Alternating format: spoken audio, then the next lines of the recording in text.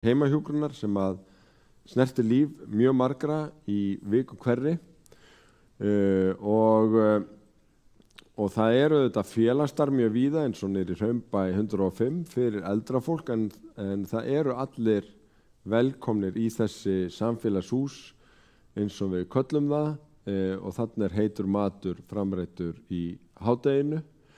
En börn og fjölskyldur fá þetta mjög margvíslegan stuðning, bæði í gegnum skólana og vettvangi skólans en líka í gegnum starf fagfólks af öllu tagi og það mætti hafa langt mál en af þessu fréttist fátt vegna þess að þetta gengur býsna vel og skilar mjög miklu og þá það sjaldnast í fréttum. En Borgarbókasafnið Árssafn í ársnum eins og kjarninn þar sem Bónus heitir og það leynir svolítið á sér. Það alls ekki stærsta bókasafn landsins eða Reykjavíkur en það býsna fjölþætt starfsemi. Það bæði þetta bækur og einhvern tímann voru nú lesringir en það líka hægt að fá lána að Sauðárssafninu. Það í megin hluta til á efri hæð og gæti hugsanlega verið betri. Þannig að ég verið að undirbúa meðal annars eftir fundahöld með fylki og fleirum að fara í svona staðarvalsgreiningu þar sem við myndum meta hvort að framtíðarsafn fyrir hverfið sé á þessu svæði. Þetta ákveðnir uppbyggingamöguleikar sem að leiða af hverfiskipulaginu eða á svæðinu í kringum Árbæjartorg sem við vorum að fjalla áðan í tengslum við safnaðarheimilið og kirkjuna eða eins og ég nefndi líka í tengslum við sundlaugina, fylki og lautina og ég gerir ráð fyrir því að leggja tillögum að þessi vinna fara af stað í samráði við aðila í borgarráði næstu viku. Nú Borgarsögusafnið yfirheiti yfir söfnun í borginu og eitt af þeim rótgrónu að sjálfsögðu Árbæjarsafn. Það hefur verið heilmikil í þróun og þeir sem hafa ekki farið þar nýlega hveiti til þess að kíkja með krakka eða barnabörn og þannig alltaf eitthvað að bætast við af áhugaverðum hlutum til að skoða en þannig líka í raun fræðastarf sem kannski ekki margir vita af, bæði varðandi fornleifar, varðandi söguna sem þarna en á næstu grösum hugsunin líka að bæta við Vídd sem orkusafn og í raun ótrúlega spennandi svæði sem að fæðast býsna hratt og verður kynnt hér ítarlega og betur á eftir. Í Árbæjarsafni hins vegar verið að þetta kannski miðja húsverndarhugsunar í borginni og landinu og Árbæjarsafn hefur fengið formlegt hlutverk sem húsverndarstofa og þar hægt að fá ráðgjöf endurgerð gamalla húsa og þarna líka stýrt ýmsum rannsóknum meðal annars í tengslu við hvert einasta deiliskipulag sem unnið þá koma húsakannanir en þannig að Árbæjarsafn margt.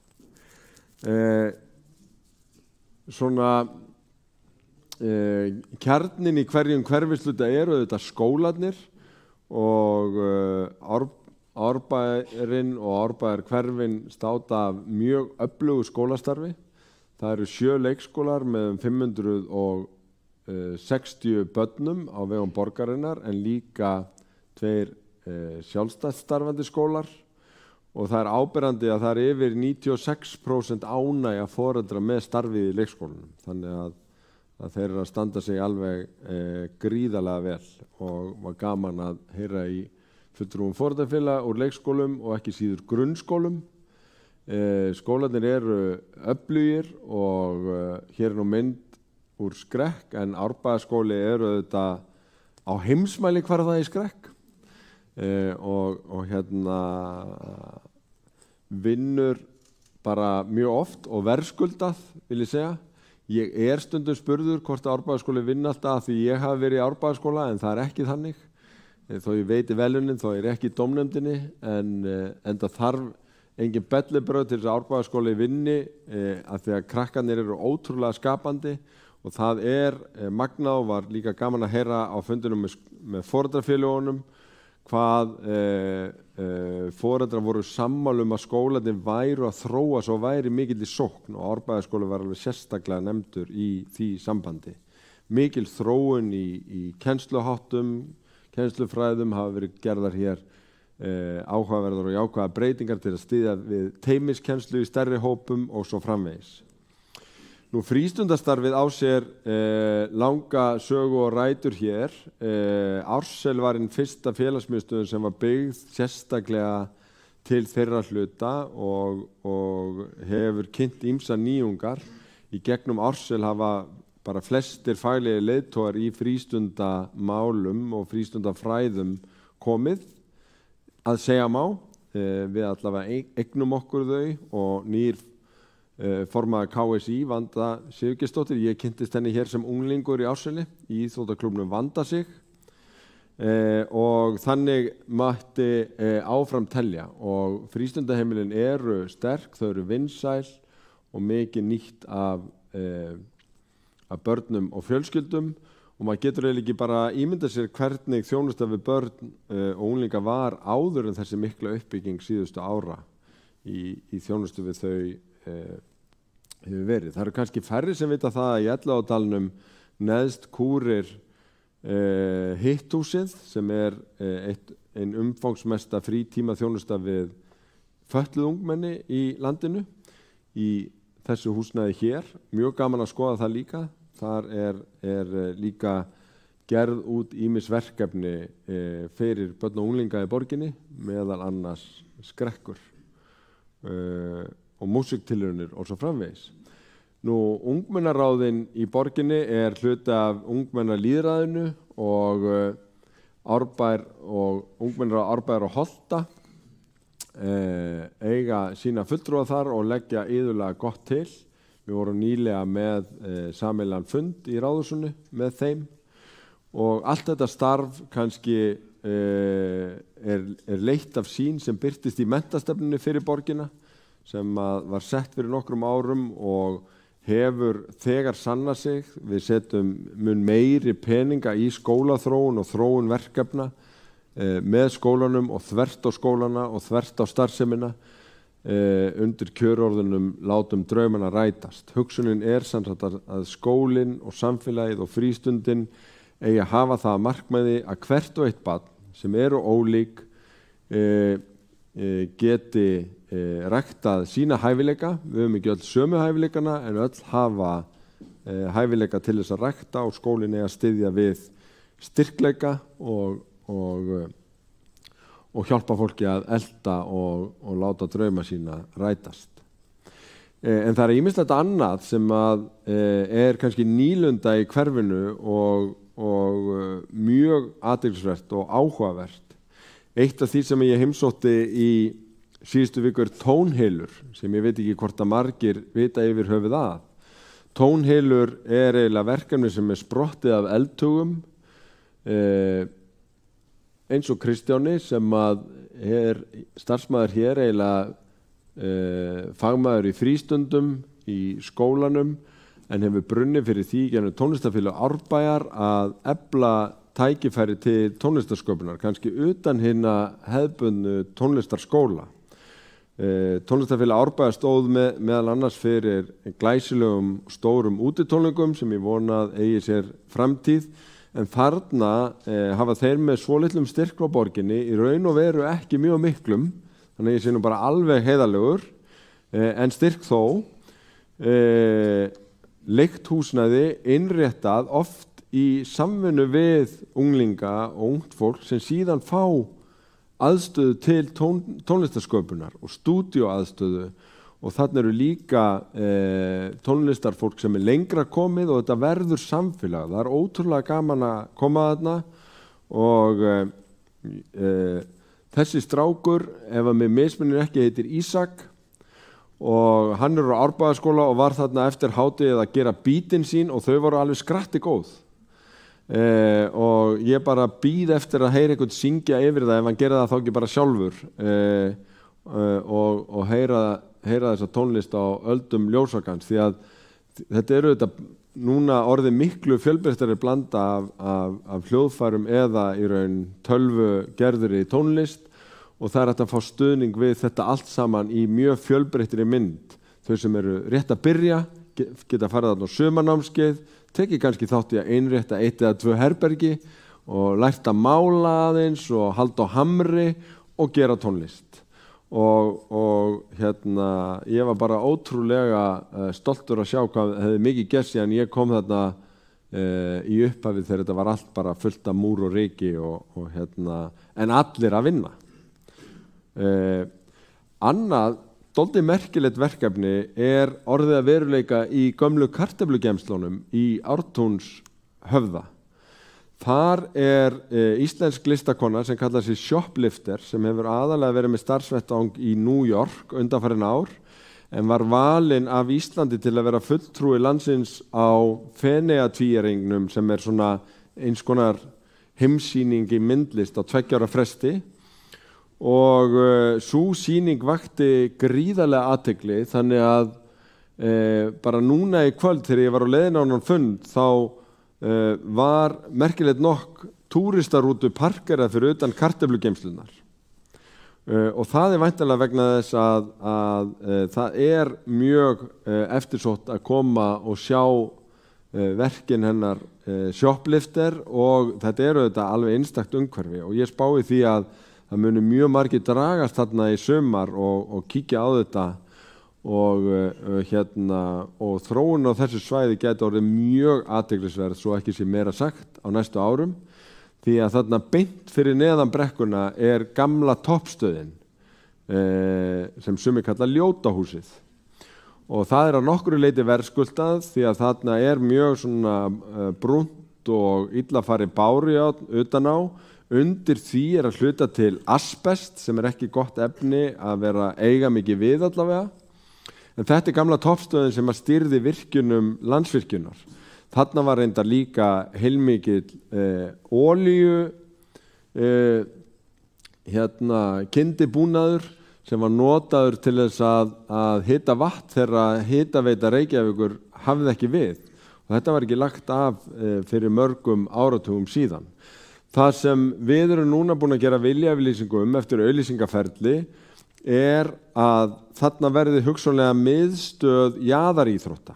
Klifurfélagið og fleiri slík félög myndu koma sér öll fyrir þarna og í raun stórbæta aðstöðu sína en líka vera einhvers konar lífs- og útivista miðstöð sem geti nýst fyrir allan dalinn og nýja hverfið í Höfðum og Vogabyggð.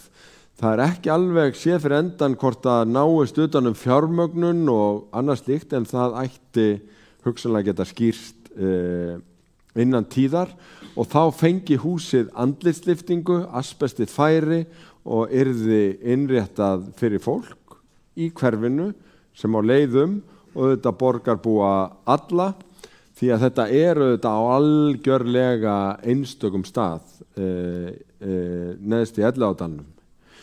Það sem gerir þessa staðsetningu meðal annars áhugaverða að beint á móti gamla Ártúnsbrekkan sem við höfum nú aðeins verið að bæta sem svona hverfis skíðabrekkur sem til dæmis hentar vel til að læra á skíðu fyrir yngstu aldurshópana en það má auðvitað sjá fyrir sér að það verði útfært eitthvað þarna fyrir fjallahjól og svona fleiri sport sem henta þó svo við munum í meginatriðum auðvitað halda Ártúnsbrekkunni eins og hún af náttúrunnar hendi.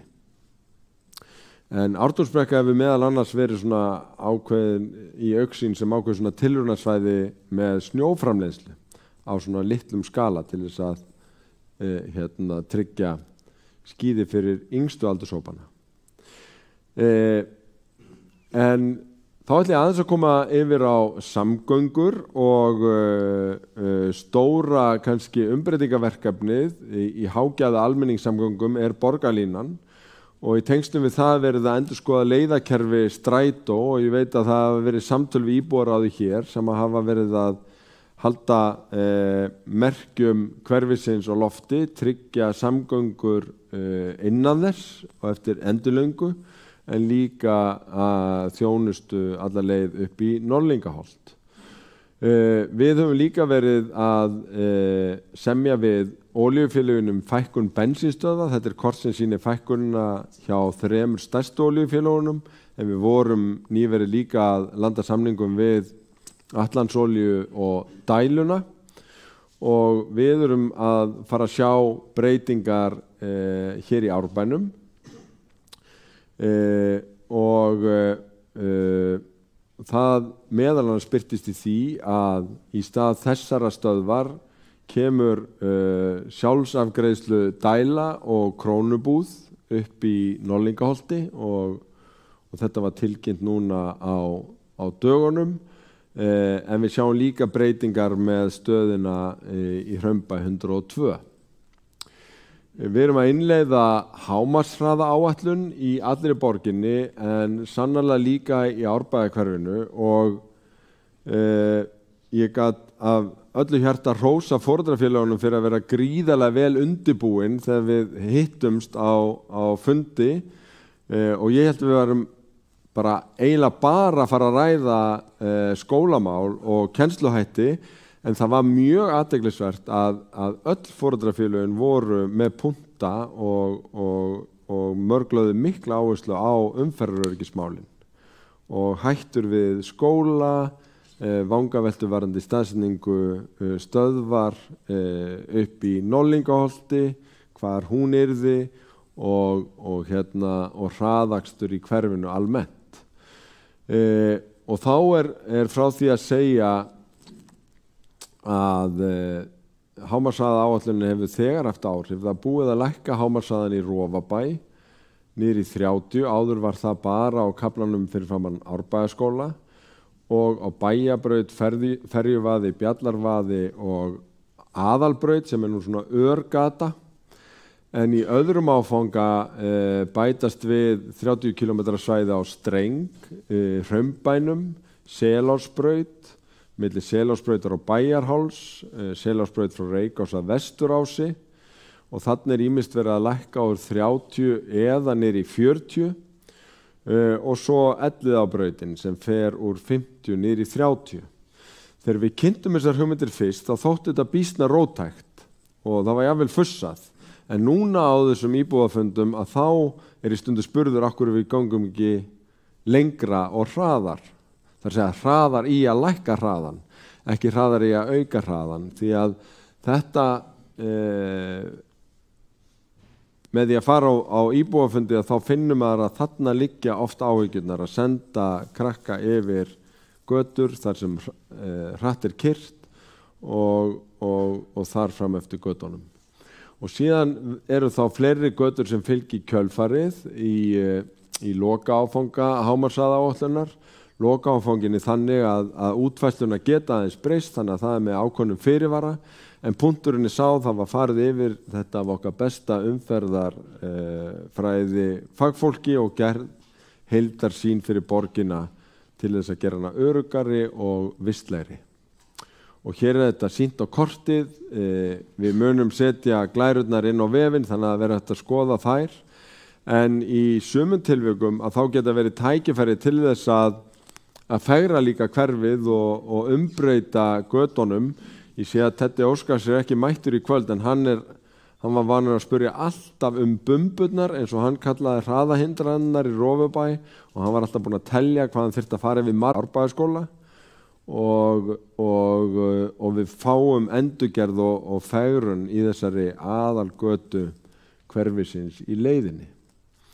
Það í tengslu við þessa umbreytingu verður líka spáð töluvert mikið í lýsingu og við erum að leddvæða borgina. Það mun hefjast hér í Árbænum á næsta ári og það verður spáð líka mikið í gróður og hann verður þá kannski fjölbreyttari og svona setur meira svip á umhverfið heldur en áður. Við erum satt með ýmsar svona stórar áætlanir yfir alla borginni. Ég er búinn að nefna hámarkshraðaáætlun og hjólreiðaáætlun er sannarlega ein af þeim. Það sem eins og sérstakt eiginlega í ár hvað eru mörg stígaverkefni á dagskrá sem tengjast árbænum. Og það segir bara þegar ég fæ svolítið góðan samanburð á milli hverfa þegar maður heldur þessa opnu íbúafundi. Og hér sjáum við svona planið í heild og það má eiginlega segja við séum að uppfæra innviðina meðal annars vegna vinsælda í Elliðaárdalnum og við erum að tala rafstöðaveg og toppstöðina að þar erum við að fara í nýja göng- og hjólastíga og við erum að hugsa áningastaði í tengslum við þetta. Þetta er hálfur kílómetri. Svo var hitaveitustokkurinn tekinn og hugsunin að þar í samræmi við nýtt deiliskipulag dalsins komi nýr stígur í staðinn þar yfir. Svo verður stígagerð í tengslum við Rofabæinn sem verður væntanlega áfangaskipt framkvæmd. Við erum að fara að sjá í 2 áföngum stíga í Elliðaárdalnum líka. Þar sem að þetta kannski framandi örnefni Grænagróf og Breiðholtsbraut en þarna förum við upp að Dimmu sem að kannski fleiri þekkja og þarna erum við að gera bæði nýja brú og erum að endurgera brúna yfir Dimmu sem er orðið mjög léleg. Og mörg þessara verkefna eru í samvinnu við Vegagerðina og það verður til dæmis heilmikil stígagerð í tengslum við Arnarnesveginn sem er núna að verða veruleika aðalega Kópavogsmegin en þá fáum við tengingar inn í stígakerfið og við þessar brýr sem á að endurgera og gera nýjar og líka niður á Krókhálsi og Draghálsi að þar verið að fara í stíg en það til skoðunar að gera hann í áföngum. Þannig að þetta heilmikið og þetta annars vegar kannski hreinir borgarstígar sem við borgum 100%. Svo þetta stígar sem eru hluti af heildarstíganetti höfuðborgarsvæðisins sem hluti af samgöngusáttmálunum og þar kemur Vegagerðin inn og svo þannig að þegar þetta tínist allt saman að þá þetta miklu meiri framkvæmdur og meira afl sem við erum að setja í þessa grænu og virku samgöngumáta heldur en nokkuð tíman áður. Og það mætti hafa auðvitað mörg orð en mér langar aðeins bara til þess að hlaupa hratt og nú förum við svolítið hratt yfir að uppbyggingin í Reykjavík hefur aldrei verið meiri en á undanförnum árum og okkur sýnist á öllu að hún muni halda áfram af jafnvel enn meiri krafti á næstu árum. Það auðvitað háð fjármögnunaraðilum og ákvörðunum þeirra en það gríðarlega mikil eftirspurn eftir uppbyggingu í Reykjavík og þá þurfum við að passa okkur að finna rétt jafnvægi milli þess að byggja upp og vernda þess sem okkur þykir vænt eins og grænu svæðin og utanum þetta haldið í aðalskipulagi og síðan hverfiskipulagi sem liggur fyrir Árbæinn og líka deiliskipulagi. Og við vorum að klára heildardeiliskipulag fyrir Elliðaárdalinn þar sem við styrktum vernd hans frá því sem áður var. Þetta skipulag hafði verið nokkur ár í vinnslu, byggjur á eldra skipulagi frá 1994 en þarna í raun tekið á ýmsum álitamálum eins og hvar eigi að vera stígar, hvar eigi að vera áningastaðir og hvar eigi að vera innviðir því að svona vinsælt útivistarsvæði þarf að hafa skilgreinda innviði og uppbyggða til þess að við tróðumst ekki allt og förum að í raun skemma út frá. Í sambandi við Elliðaárdalinn því ekkert að leyna að það hefur verið mikið hitamál hér í hverfinu. Sú aðgerð Orkuveitu Reykjavíkur að í kjölfar þess að hætt var starfsemi virkjunar í Árbæjarstíflu að þá var hleypt úr lóninu sem margir sakna og ég get nú alveg sagt þar á meðal ég alinn þarna upp og hef tengingar við þetta svæði. Ég held að séu allir sammála að það var ekki vel staðið að þessu og í kjölfarið hafa sprottið bæði heitar deilur og heilmikið lögfræðilegt skak. Það búið að liggja yfir því hvað rétt að gera þarna því að óneitanlega að þá lágu fyrir álit Hafrannsóknastofnunar sem gamla veiðimálastofnun og hefur eftirlit með meðal annars villtum laxi og hefur verið á þessari skoðun eins og heilbrigðiseftirlit Reykjavíkur og Orkuveitan taldi á grundvelli laga sem gilda virkjanir að ef þú hættir að vera með rekstur í virkjun og þá beri þér beinlínis að hleypa úr lónum og jafnvel fjarlæga virkjanir. En þetta nokkuð flókið lagaumhverfi því að þarna vegast á í raun skipulagslög, vatnalög, alls konar lög sem varða umhverfið og líka minjalög vegna þess að virkjunin elsti hlutanar allavega orðin 100 ára og þannig aldursfriðaður. Þannig að það þurfti að setjast yfir þetta og ég held að sú niðurstaða þeirra vinnu sé skýra því leyti að þegar þú hættir að reka virkjun að þá hleypir ekki bara úr lóni heldur þarft að leggja áætlun hvað gerist með það svæði fyrir Orkustofnun sem þarf að samþykkja það, bera það undir alls konar umsagnaraðila og standa vel að þessu.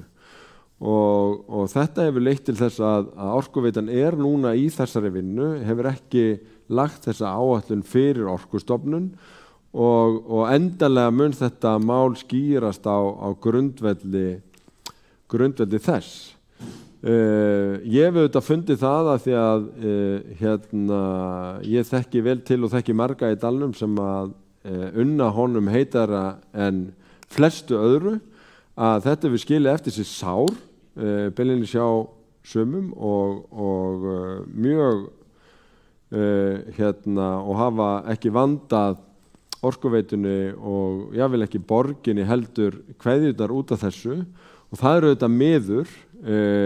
Það eru skiptar skoðanir hvað rétt að gera til framtíðar en það sýnist eftir þessa ítarlegu skoðun það sé erfitt að standa gegn þeim álitum að þetta sé það sem best fyrir náttúruna þarna, að það sé náttúrulegt flæði en ég held að við þurfum að bíða eftir áætlunum endurheimt og dalinn og þessari umfjöllun sem eftir formlega áður en við getum sagt að það sé komið hið síðasta orð þetta. Það var komið fjölmargar góðar tillögur úr vinnu starfshóps sem fékk það verkefni að fjalla þetta mál, meðal annars það að vernda árnar með settjörnum svokölluðum, gagnvart hugsanlegum mengunarslysum og það líka tillaga í því í raun samkeppni umhverfið þarna. Ef stíflan stendur eftir varanlega en ekkert lón, hvernig á að búa að umhverfinu til framtíðar þannig að þetta verði yndisreitur fyrir hverfisbúa og aðra og það sem tillaga samkeppni það en ég vonast til þess að þessi hlutir skýrist þegar líður á árið og við getum í samtali, því eitt af því sem við sannarlega ættum að læra þessu máli að þarna var ekki nauðsynlegt samráð og var ekki nauðsynlegt samtal, hvorki Árbæjarmegin né Breiðholtsmegin sem að skiptir öllu þegar svona viðkvæmir hjartfólnir hlutir eru annars vegar. En já, ef við förum alveg austast í hverfið í Brekknaásinn að þá að hefjast þar uppbygging á leiguíbúðum og búsetukjarna fyrir fatlað fólk. Það að ljúka alveg í hinum enda hverfisins og loki raunar og flutt inn í allar íbúðir fyrir eldri borgara.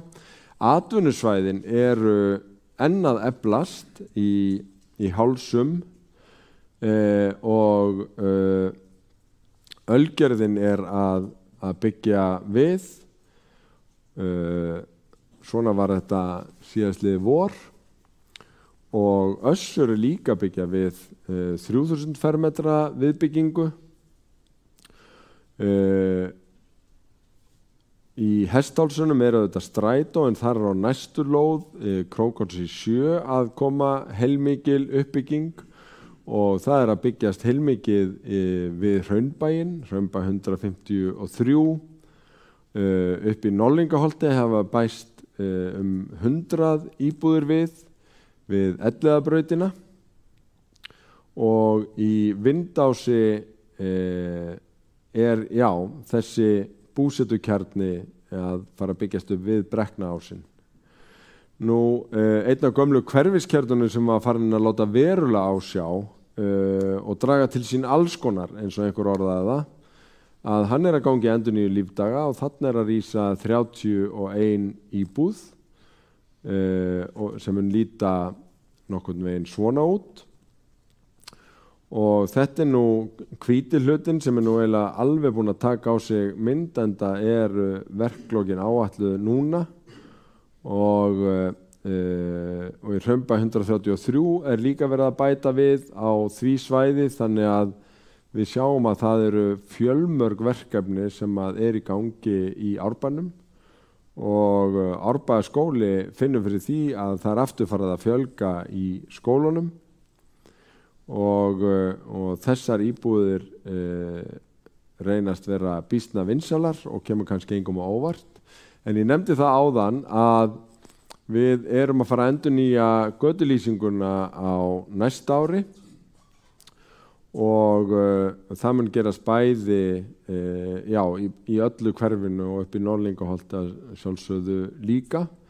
Eitt sem ég vildi nefna sem mjög spennandi að það búið að gera rammaskipulag fyrir nýtt útivistarsvæði Reykvíkinga í raun í túnfæti Árbæjarins. Þetta köllum við Austurheiðar. Þetta í raun norður af Fjárborgum sem það sem kallað nýja hesthúsasvæðið og þarna erum við á næstu árum að fara að gera hluti í áföngum, bæði verða komið fyrir ákveðnum innviðum þarna. Við ætlum að útfæra hundaæfingarsvæði í Skálinni eða Paradísadal, í skógarstíl eins og það orðað með breikkun stíga og þarna verða bekkir. Við Rauðavatnið að þá gert ráð fyrir svona meira leik- og dvalasvæði, einhverjum innviðum þar til að styrkja Rauðavatnið sem útivistarsvæði sem það hefur alltaf verið að svona upp að vissu marki en þarna kemur þá grillaðstaða og fleira og síðan gengur þetta út á það að merkja gönguleiðir og setja upplýsingaskilti og svo framvegis. Við erum í ýmsum viðhaldsverkefnum alla borg en eitt af því sem verið að liggja yfir núna í tengslu við Árbæjarskóla færanlegt húsnæði á lóð eða í nágrenni skólans fyrir skóla og frístundastarf. Það til þess að mæta nemendafjölda en líka þörfum frístundarinnar og jafnvel að einhverju leyti skólahljóðstarinnar. Það verið að stækka eldhús og bæta starfsmanna aðstöðu. Þannig að það sitt lítið að hverju sem verið að gera í viðhalds- og endurbótamálum allt hverfi. Hverfi mitt, kosningin, það kom fullt af fínum verkefnum sem urðu fyrir valinu í Árbæjarhverfi, infrarauður sánaklefi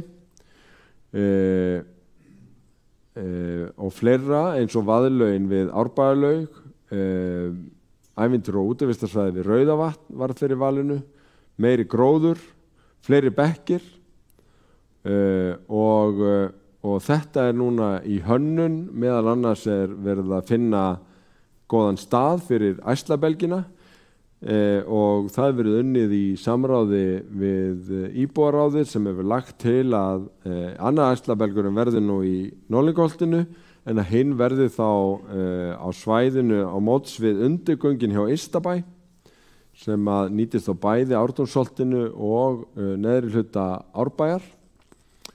En þessi nýju verkefni öll á fullu og ef að fyrir áhuga fólk kosningar þá má ég segja að Æslabelgir hafi rústað hverfakosningunum alla borg. Ég held að Grafarvogsbúar hafi kosið 3, þið 2 og þannig var þetta bara. Þetta verður bara næsta sumar þá verður allir hægt að hoppa sko, í hvaða hverfi sem En öll þessi verkefni sem ég hef verið að fara í gegnum þetta sem eru þetta mjög mörg og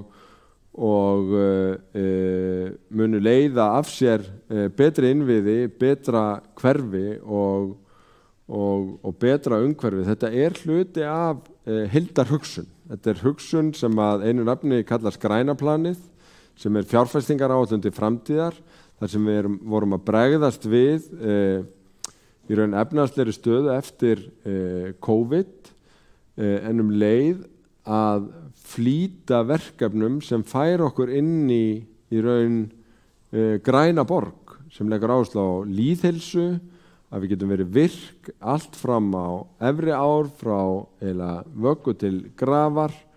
Við erum að fjárfesta í umhverfinu, við erum að fjárfesta í samfélaginu, við erum að fjárfesta mikið í skólabyggingum og fjárfesta í raun í framtíðinni.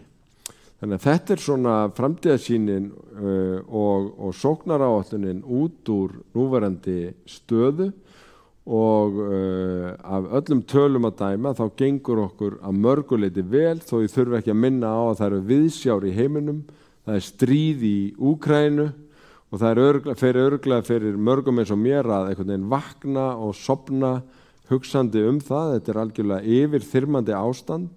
En við mörgu leyti og maður hugsar það þegar maður spjallaði börnin sín gott að búa hér í þessum góðu hverfum með þessa sterku þjónustu og friðsamlegt samfélag sem á hverju ári að þróast til betri vegar.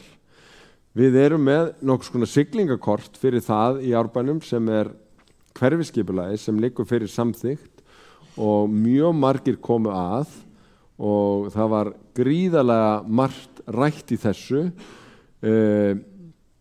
Og þetta í raun leysir af hólmi eldra deiliskipulag. Nú þetta nálgast þetta inn á hverfiskipulag.is þar sem þetta fara í gennum hverfi, sjá allt sem má gera. Þetta líka til á bók fyrir þá sem vilja liggja yfir svo þær líta svona út, eru reynda gullfallegar en aðgengilegar og svona Árbænum var fyrsta hverfi sem fekk hverfiskipulag og svona erum við að fara hverfi úr hverfi. Og mjög mikil framför í þessu og skora á fólk sem hefur áhuga á hverfinu og þróun þess að kíkja á hverfiskipulagið og það hægt á netinu og hér eru tenglanir. Það auðvitað muna hverfiskipulag.is. En lengri var þessi yfirferð ekki. Ég hlakka til að taka spurningar hérna eftir en vil bara ítreka þakkir fyrir frábæra móttökur í öllu hverfinu og skemmtilega hverfa heimsókn og hverfa viku. Takk.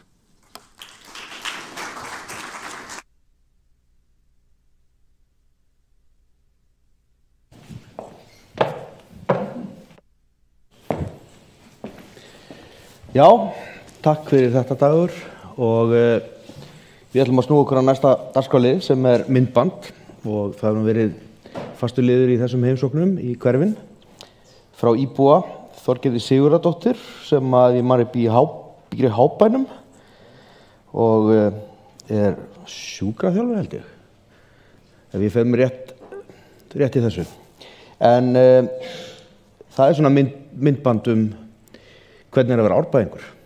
Það spennandi. Gjörðu svo vel. Við hjónin fluttum upp í Árbæ 1995 með 3 stelpur og svo eignuðumst við 4. barnið einkasoninn nokkrum árum síðar. Fyrir mig sem fædd og uppalin út á landi þetta algjör draumur að búa í Árbæ.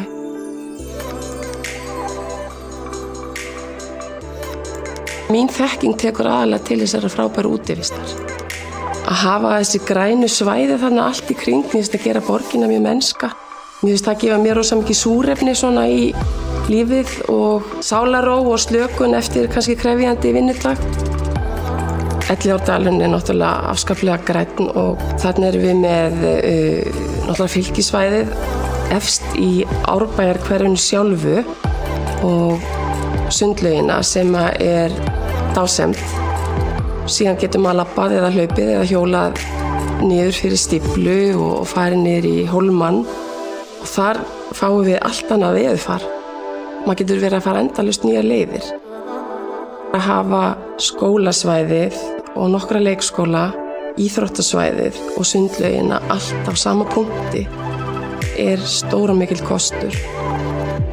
Mér finnst gott að sjá að það er verið að byggja meira í Árbænum því að ég þekki það í gegnum mín börn sem eru uppkomin að það vantar kannski möguleika á að stækka við sig, stærri blokkaríbúðir verða vonandi í boði. Ég er mjög spennt fyrir því sem er verið að gera niður við Rafstöð, fjölskylduvænt, útivistarsvæði með kaffihúsa ívafi. Ég held að Árbæningum þykja óbáslega vænt hverfið sitt, íþróttafélagið, sundlaugina og það sem menn koma saman og ræða og leysa lífsgátuna. Ég held að Árbæingar standi saman að flestu leyti þó að við séum jafn ólík fólk alls staðar annars staðar. Og ég held að við séum þorp í borg. Ég held að. Mér líður þannig.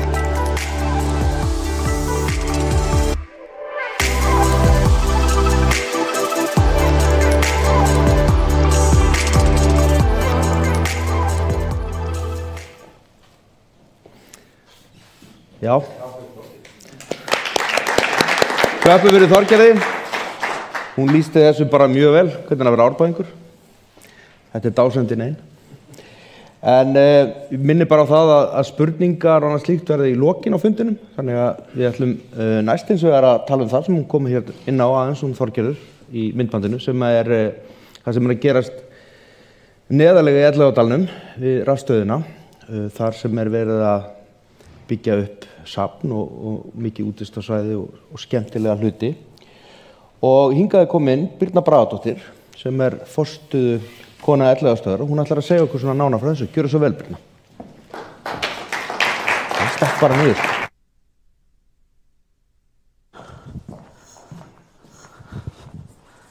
Já, komið sæl. Á ég að standa hér eða skiptir það máli? Nei, ok. Kannski bara betra að standa hér. Komið sæl, Birna heiti ég og takk kærlega fyrir að bjóða mér á þennan fund. Það er bara mikill heiður að fá að vera með ykkur inn í dag. Ég starfa sem forstöðukona þessa nýja áfangastaðar í dalnum okkar sem að senn fer að svona komast í gagnið og það er ótrúlega gaman að fá að tækifæri til þess að kynna verkefnið og svona áformin og stöðuna og svona hvað er framundan fyrir ykkur núna. Elliðaárstöð, 100 ára. Þetta er svona frekar tómleg mynd en svona var þetta árið 1921 og tilkoma þessa stöðvar, hún eiginlega bara breytti líf okkar borgarbúa. Og þetta er rosalega merkileg og mikilvæg saga, framfarasaga borgarinnar sem að var náttúrulega byggð á 18 mánuðum fyrir samtakamátt okkar borgarbúa saman og við í rauninni eigum þetta saman og höfum tilkall til þess og getum verið gríðarlega stolt að þessu vegna þess að þarna var borgin, hún var 18.000 og 18.000 manns og þetta var bara byggt á 1,5 ári, eitthvað svoleiðis. Þannig að það var ekki, menn voru ekki lengi að framkvæma þessa. En þarna sjáum við líka hvað dalurinn er pínu tómlegur. Og það var á 30 ára afmæli Elliðaárstöðvar sem að skógrækt hófst í dalnum. Og mér finnst það voða falleg saga, svona með tilkomu, það var ákveðið á 30 ára afmælinu að byrja að gróðursetja og þetta er mynd frá þeim tíma og það voru farnar og þetta var svona eins og mér er sögð sagan að þetta var svona kannski leið starfsfólksins sem að vann við það að virkja árstrauminn, þannig að hann varð að rafstraumi, að gefa tilbaka til náttúrunnar með skógræktinni. Og þarna voru farnar vikulegar, það var unni náttúrulega á laugardögum en hjá rafveitunni var hætt á hádegi á laugardögum og þá að fara í skógræktarferðina og það, mér skilst að stundum hafi verið drukkið svolítið og þess vegna svona línan ekki alltaf symmetrísk svona í hálfmannum. Þannig að en þetta skemmtileg saga og og þakklátt að þetta hafi verið gert. En þið þekkið náttúrulega dalinn öll og ég þarf svo sem ekki að segja ykkur hvað hann verðmætur og yndislegur. En þetta auðvitað hjarta Reykjavíkur, en þetta líka svona hjarta svolítið orkunar í borginni. Það sem að við þetta náttúrulega algjörlega einstakt svæði, það sem að við ekki bara með leggsveiði á henni meiri borg, heldur við þarna með líka fyrsta vatnstökusvæðið, við með rafveituna, fyrsta rafveitan í borginni, þarna við líka með hitaveitur, það eru alveg fjölmargar borholur í dalnum líka. Og þannig að þetta svæði algjörlega einstakt og svo fyrir utan að vera svona mikið útivistarsvæði. Og þessi mynd svolítið svona tákgræn sem að myndi ég segja og við fengum þennan strætó mertumann og í tilefni af 100 ára afmælinu vegna þess að þarna við með fyrstu orkuskiptin og rafmagnsstrætóin sem að þá þriðju orkuskiptin og svo fengum við iðnnema sem að hjá okkur í vinnu til þess að víja strætóin og fara fyrstu ferðina. Þannig að alltaf því ég sé hana strætó ég alltaf rosalega ánægð og stolt og ég myndi náttúrulega vilja hafa alla strætó, rafmagnsstrætó. En þeir samt nokkru og fer fjölgandi. Já, og svona eitt af markmiðum með þessu svæði sem ég ætla kannski aðeins að fara í gegnum með ykkur rétt á eftir að gera þetta æða- og taugakerfi borgarinnar eins og við köllum þessa miðla sem eru allt liggjandi og undir okkur og við viljum kannski tökum ekkert eftir þeim dagsdaglega en við tökum sannarlega eftir því ef eitthvað klikkar og þetta svona þessi grunnur á lífsgæðum og kannski svona lyfta því aðeins upp á yfirborðið og ekki fysiskt til að lyfta því upp á yfirborðið en svona til þess að segja frá því og líka fræða fólk og börn og ungmenni og skoða aðeins hvernig við vinnum með þetta áfram. Og þetta auðvitað grunnur okkar lífsgæðum.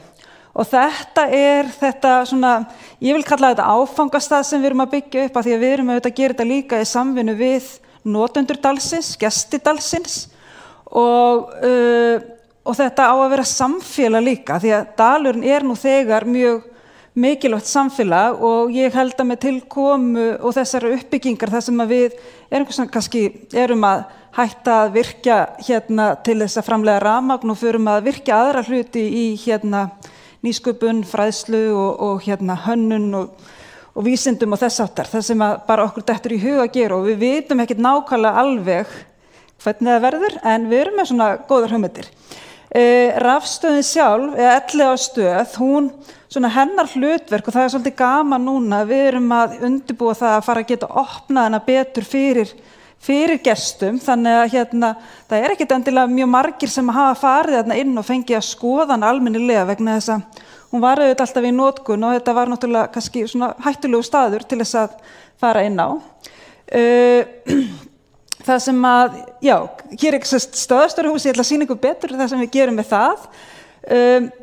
Hér á þessum stað, í torfunni, það sem að fjósi og smiðjan var og hlaðan, að þar verður kaffihús eða veitingarekstur og við erum auðvitað mjög spennt að sjá hver mun veita þá þjónustu.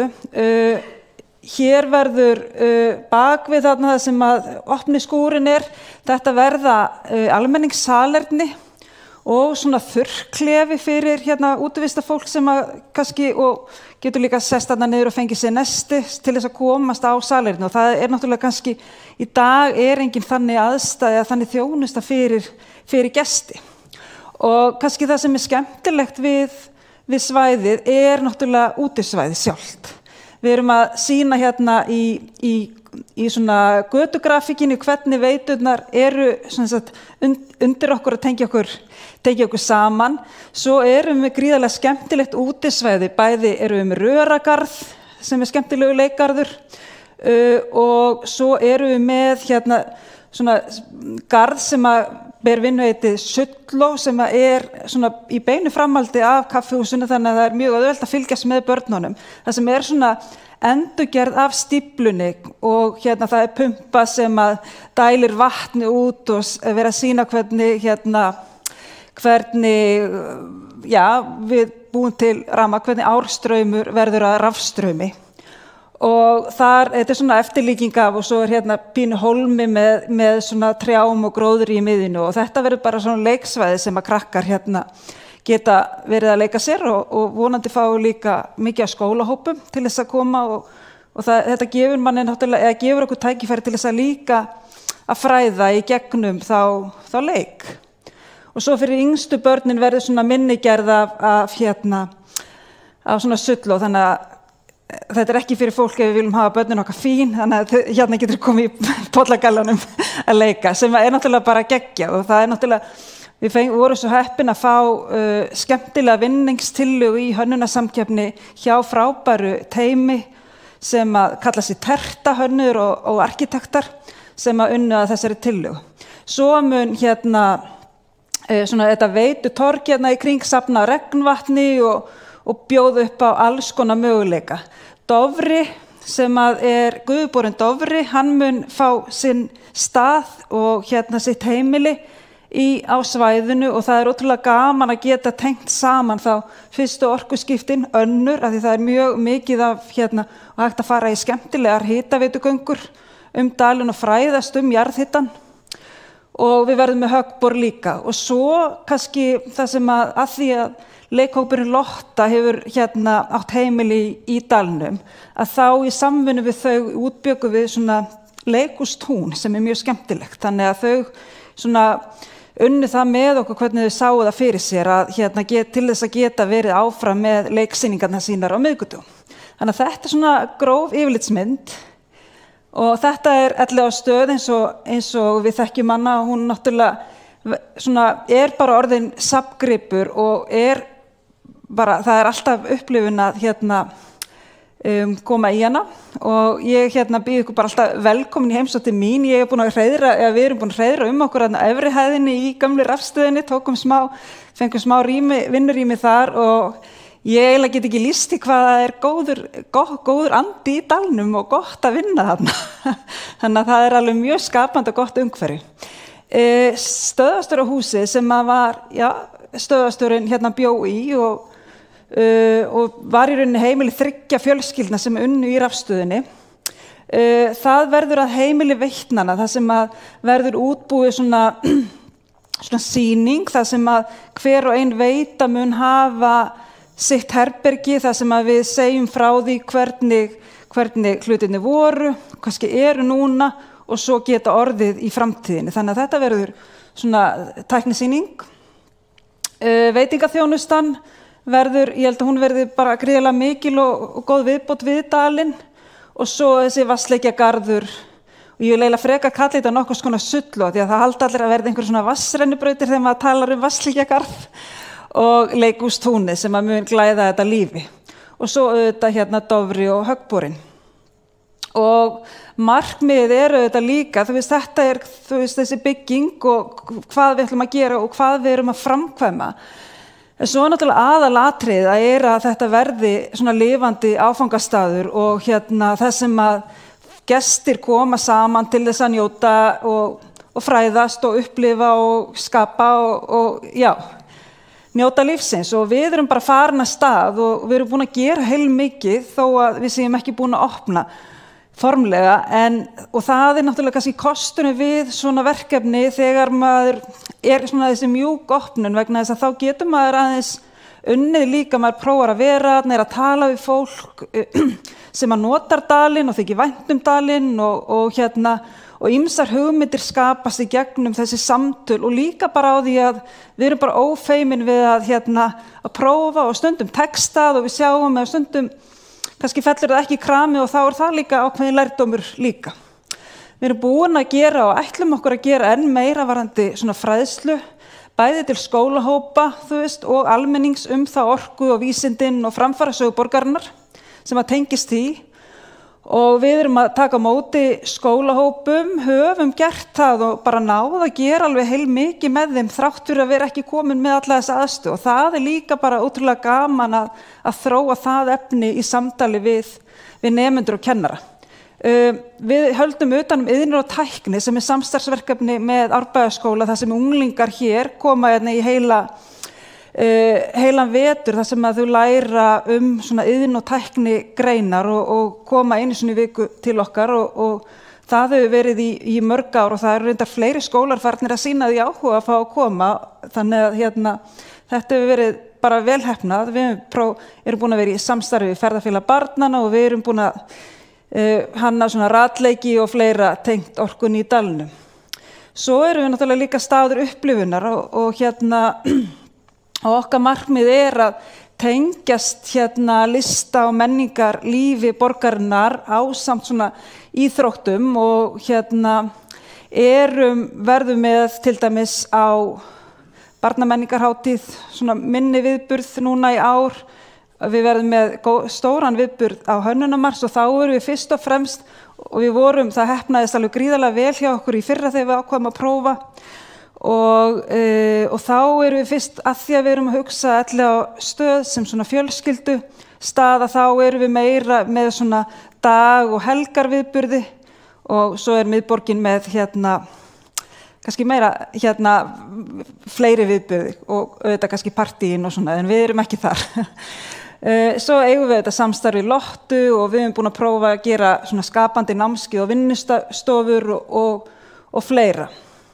Þetta, ég veit ekki hvort að þið eru búin að sjá þetta, við létum setja í tilefni af 70 ára afmæli skógræktarinnar að þá fengum við 3 hönnunateymi til þess að búa til skemmtilega svona nálgun í hönnun inn í skógarjóðrum í skóginum og þetta eru allt verkefni sem til dæmis hægt að nota í útikennslu og gríðarlega vel heppnuð og við erum búin að gera leiðsögn í kringum þetta þannig að förum við oft með skólahópa og það hægt að læra ýmislegt skógarlíf þarna og náttúruna. Útivera. Þetta gönguhópurinn Álfarnir sem kemur alltaf sem koma reglulega í Elliðaárdalinn og eru miklir vinir okkar og við fengum þá til þess að þau meðal annars til þess að prófa með okkur græna göngumaraþon Elliðaárstöðvar sem við prófum síðasta haust og það kom eiginlega til þess vegna þess að hugmyndin kom frá í samtali við akkurat Álfana vegna þess að hvernig fer maður maraþon, sumir hlaupað á einum degi eða nokkrum klukkutímum. Það má líka brjóta það niður í bita og við í framhaldi af því samtali að þá fannst okkur svolítið skemmtilegt að hanna göngumaraþon sem voru 7 hringir á grænum stígum í Elliðaárdalnum, tengja sig alveg alla leið inn í Heiðmörk og Hólmsheiði og allt nýju stígar, allt græni stígar og maður fer aldrei sömu leiðina sem sýnir manni hvað náttúran í nærumhverfinu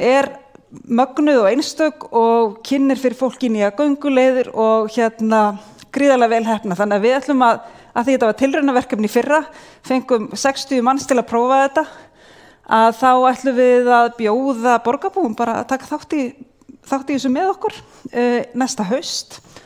Ásamt því að við erum að plana svona nokkurs konar hjólakarnival og náttúru- og fræðslugöngur og svo erum við náttúrulega líka bara í samstarfi við hreyfi- og útivistarhópa sem að nota dalinn og erum tilbúin til þess að vinna með fólki eða með þannig hópum sem bara skemmtilegt að því allt þetta býr til betra líf og betra samfélag. Svo það þetta veitingaþjónustan bara upp á tímalínu því ég mjög oft spurði því hvenær opna kaffihúsið og svona með að við núverandi stöðu að þá geti sagt hún opni í haust og salernins aðstæðan verður líka tilbúin í haust en bara til þess að mæta sumrinu að þá fékk ég afnot af rými inn í straumskiptastöðinni sem að það ekki byrjað á neinum framkvæmdum þar, síðar verður þar sögu- og tæknisýning þó að ég segi reyndar að svæðið allt sé reyndar sögu- og tæknisýning og þar ætlum við að vera með svona gestastofu og þjónustu við gesti dalsins og vera með aðstöðu til þess að taka betur á móti skólahópum og erum að svona þróa vísinda og hönnunarverslun og alls konar skemmtilegt. Þannig að þetta var svona bara gróft yfirlit það sem í gangi. Ég býð ykkur hins vegar bara alltaf velkomin í samtal og heimsókn og vonandi komið til með að nota og njóta með okkur. Takk fyrir.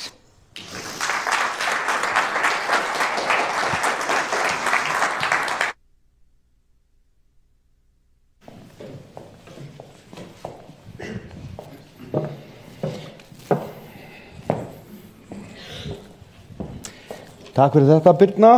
Þetta hljómar vel, nú veit maður hvað maður gerir í ellinni. Maður verður þarna að dunda sér í dalnum. Nú komið að þessum skemmtilega tímapunkti, spurningar úr sal og annar staðar frá. Og svona varandi það, þegar að þeir sem eru í sal spurja borgarstjóra spurningar, þá best að bara rétta upp hönd og síðan fer mikrafóninn á viðkomandi, þannig að það heyrist nú líka fyrir þá sem eru að horfa á þennan fund í streymi heima á sér. Þannig að, og svo þetta venjulega svona bara stuttar og hnitmiðar spurningar. Það var nú borist hérna, þættinum hafa borist spurningar, eins og sagt og á ég kannski að byrja á þeim bara, því að það komið svona tölvuleiðina og það hérna María Garðarsdóttir, hún að tala þetta nú vísum tvær spurningar sem báðar beinast eiginlega að íbúakjarnanum í Hraunbæ 103, 105 þessum íbúðir eldri borgara og það verið að tala að það sé illfært á milli út í þjónustumiðstöðuna þar sem að fólk að nota halli niður og við í hálku og hættulegt. Hér býr fólk með mismunandi fötlun og margir með hjólagrind sem ekki komast í þjónustumiðstöðuna þegar snjór svona mikill. Margir fara þangað til dæmis í hádeginu. Hefur eitthvað verið skoðað sér til dæmis bogagöng eða eitthvað frá Hraunbæ 103 sem sagt yfir í félagsmiðstöðar hlutan 105. Og svo næsta spurning eiginlega sama með því, þannig ég tek hana bara líka, það Aðalheiður Önundardóttir. Ætla borgin ekki að gera eitthvað fyrir 60+ íbúa hverfisins sem vildu halda sig í sínu umhverfi og keyptu nýlega eign í Hraunbæ ABC. Það vantar sárlega að tengja þetta nýja fjölbýli betur við þjónustumiðstöðuna við hliðina á. Það boðið upp á hádegismat og ýmiss konar félagsstarfsemi fyrir 60+. Aðgengi milli fjölbýlihúsanna mætti bæta til dæmis með betri göngustígum með hita undir og ekki væri verra ef hann væri yfirbyggður. Hugsum vel þá sem byggðu upp þessa borg. Ég veit bara varðandi þetta að íbúar hefur verið að skoða eitthvað með upphitaðan stígana. Akkurat. Já, ég líti eiginlega á þetta sem tvær spurningar, annars vegar varðandi ástandið á götum og stígum sem hefur verið erfitt í rauninni allan febrúar og sérstaklega þegar að við höfum ekki undan og það myndast klaki og það var verið núna reyndar síðustu daga innan 60 vélar úti að brjóta klaka og reyna að bæta en ég fór nú allt hverfi fyrir í dag og þetta víða ansi stórskorið, satt að segja. Þannig að við verðum að hafa okkur öll við og þó við höfum bætt í snjómoksturinn fyrir svona það bil 10 árum og gengið býsna vel og ég dreg ekkert úr að það hefur verið unnið nótt og dag að þá veltum að því fyrir sig hvort að sé einhverju leyti bara líklegt að verði svona meira öfgar í veðri þegar við hugsum inn í framtíðina og við þurfum bara að búa okkur undir það að vera með aukin viðbúnað vegna þyngri betra. Ég held að við munum kalla til einhvers konar sérfræðitíma til að leggja mat á það en upphitaði stígar hafa sannað sig og ef þeir eiga einhvers staðar við þá held ég að þeir eigi við til dæmis við svona aðstæður því að blokkinni var beinlínis valinn staður til þess að geta notið góðs af nábýlinu við þetta fína samfélagshús eða þjónustumiðstöð og það heitur matur og ég held að við bara setjum staðins yfir það hvernig verður best að leggja þennan stíg og ég held að rökin liggja alveg fyrir og hugsunin sé algjörlega rétt hjá fyrirspyrjanda. tek undir það, þetta nú ekki langur stígur. Þannig að þá það kannski spurningur á sal. Þá bara rétt upp hönd og Bjarni kemur hérna með mikrofóninn og þið kynnið ykkur bara nafn. Sæll Dagur minn, Nökkvi heiti ég, bý upp í Norðlingarholti. Ég með nokkra spurningar. Okay. Hvernig komst þú hingað aðan? Ég kom með metanbílnum. Já, ok, ekki á hjóli. Hvernig það til dæmis eins og með íbúðirnar upp í Hraunbæ sem eru nýjar? Það 0,9 bílastæði á hverju íbúð. Hvaða rugl þetta? Þetta byggir á samgöngumati á hverjum einasta reit þar sem við byggjum að þá lagt mat á það hvað er réttur fjöldi bílastæða og við erum að reyna að styðja við meðal annars með stígagerð og betri almenningssamgöngum við fjölbreyttari ferðamáta. Þannig að niðurstaðan varðandi Hraunbæinn var að hafa 0,9 stæði per íbúð, sumstaðar ferða niður í 0,5 þar sem að íbúðurnar í návi við borgarlínu, stundum það heldur meira og það metið af umferðarverkfræðingum hverju sinni. Og svo það borgarlínan. Að hvernig væri það að pröfa bara að gefa frítt í strætó í 1 ár og sjá hvað fólk myndi gera í því? Í staðinn fyrir að vera eða einhverjum tugum milljarða í eitthvað verkefni sem að enginn hérna að fara að nota því að strætóarnir eru mannlausir. Já, það reynda farnar 1 milljón ferðir í hverju einasta mánuði með strætó á höfuðborgarsvæðinu, þannig að þeir eru ekki mannlausir, þeir eru þvert á móti mjög mikilvægir. Tökum dæmi, á háannatíma á Miklubraut eru 30% þeirra sem fara Miklubrautina í strætó. 30%. Ef það væri ekki, eins og ef það væri verkfalli á strætó og allir væri á eigin bíl, þá myndi ástandi versna sem því nemur. Og þess vegna þetta fín spurning því að ef við ímyndum okkur að það haldi áfram að fjölga á höfuðborgarsvæðinu sem við vitum að það mun gera og það var spáð 2015 að það myndi fjölga 70.000 manns og við eflum ekki strætó, þá þéttist bara umferðin á götunum og þyngist meir og meir. Ástæðan fyrir því að allir voru sammála að leggja áherslu á borgarlínu, þvert á flokka og í nágrannasveitarfélögum þar sem að sjálfstæðismenn ráða og svona, var að það kom út úr þessum greiningum að besta leiðin til þess að hafa betri umferð líka fyrir þá sem ætla áfram að keyra bíl að efla almenningssamgöngur, efla hjólreiðar og gera ákveðnar breytingar fyrir bíla og stofnbrautakerfið. Þannig að þetta var svona balans, þannig að þetta byggt á mjög góðum greiningum á því hvað best fyrir svæði heild þegar til langs tíma litið. Varðandi spurningunum frítt í strætó að þá hún góð og hún áhugaverð og við höfum gert stóra tilraun í þessu á nokkuð stórum skala. Við vorum með frítt fyrir námsmenn í nokkur ár. Það ekki allir. Sú tilraun leiddi í ljós að það breytti lítið notkun. Það sem virðist skipta meira máli aukin tíðni, örugg þjónusta og þú getur gengið að henni sem vísri. Belgar gengu lengra. Þeir gerðu tilraun sem var hugsanlega mannréttindabrot. Þeir voru með frítt í strætó fyrir flæmskumælandi en létu frönskumælandi borga. Og þannig komust þeir að því að það þjónustan sem skiptir máli en ekki nákvæmlega hvað það kostar. Því að það góður díll að taka strætó með við það að reka bíl með öllu sem að því fylgir. Þannig að þetta virðist ekki vera kostnaðarspursmál, þetta virðist vera þjónustuspursmál. Ég allavega ekki hrifinn af þessu borgarlínu bullið. Nei. Ég sjá það. Já. Ég heyri það, en kíktu á þetta Nökkvi, það til fullt af greiningum, mjög margar skýrslur og ef þú ætlar að keyra bíliðin áfram og það þitt val, þá borgarlínan best fyrir þig. Nei. Það ekki svona Fleiri út í sal sem vilja spyrja? Já, gjör svo vel.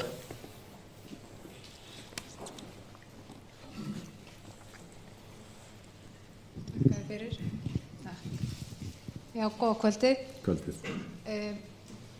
Þetta mjög fróðlegt hvað verður að gera margt í Árbæjarhverfi og ég hjó eftir því að það Rofabærinn sem jú aðal æðin í gegnum hverfið, það á að halda áfram að gera hann huggulegan og flottan og það vel. En hvað með Hraunbæinn sjálfan?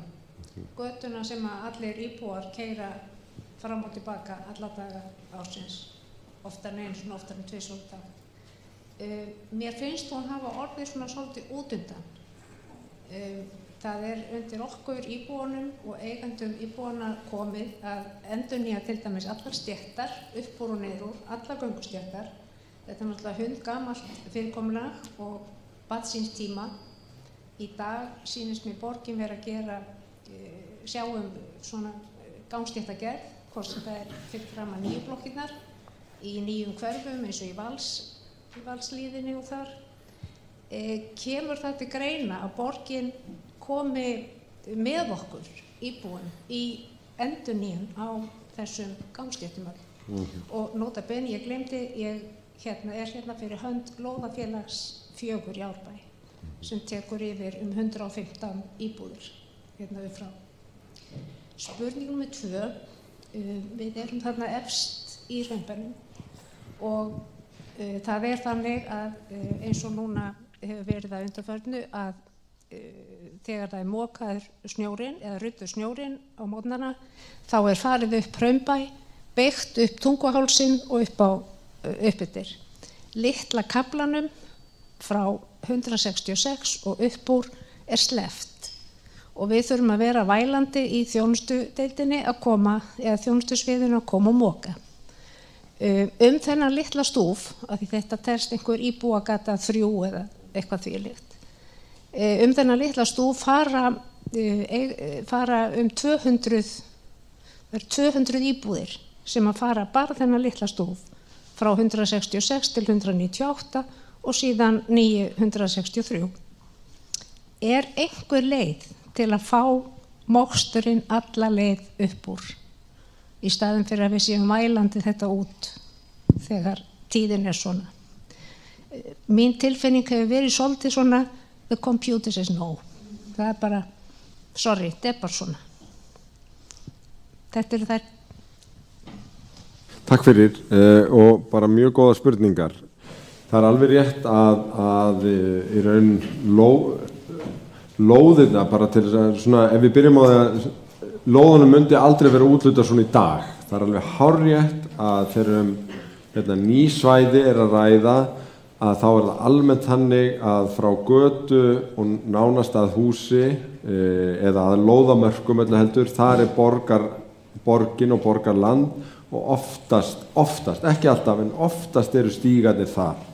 Og það leiðir mjög oft til vandræða ef að það ekki þannig að borgin sé með stígana. Við erum með þannig reyndar mjög þekkt dæmi niður við Sléttuveg, þar sem eru mikið húsnæði fyrir eldra fólk, að þar það lóðafélagið sem á stíginn og hirðir ekki hann eins og öðrum stígum og þetta eilíft bitbein. Það eins og í mörgum hverfum sem voru byggð á svipuðum tíma á Hraunbæjarblokkirnar, til dæmis niður í Bústaðahverfi, upp með öllum Sogavegi, að þar eru ekki bara stígarnir, þetta líka göturnar í eigu þeirra sem búa þarna.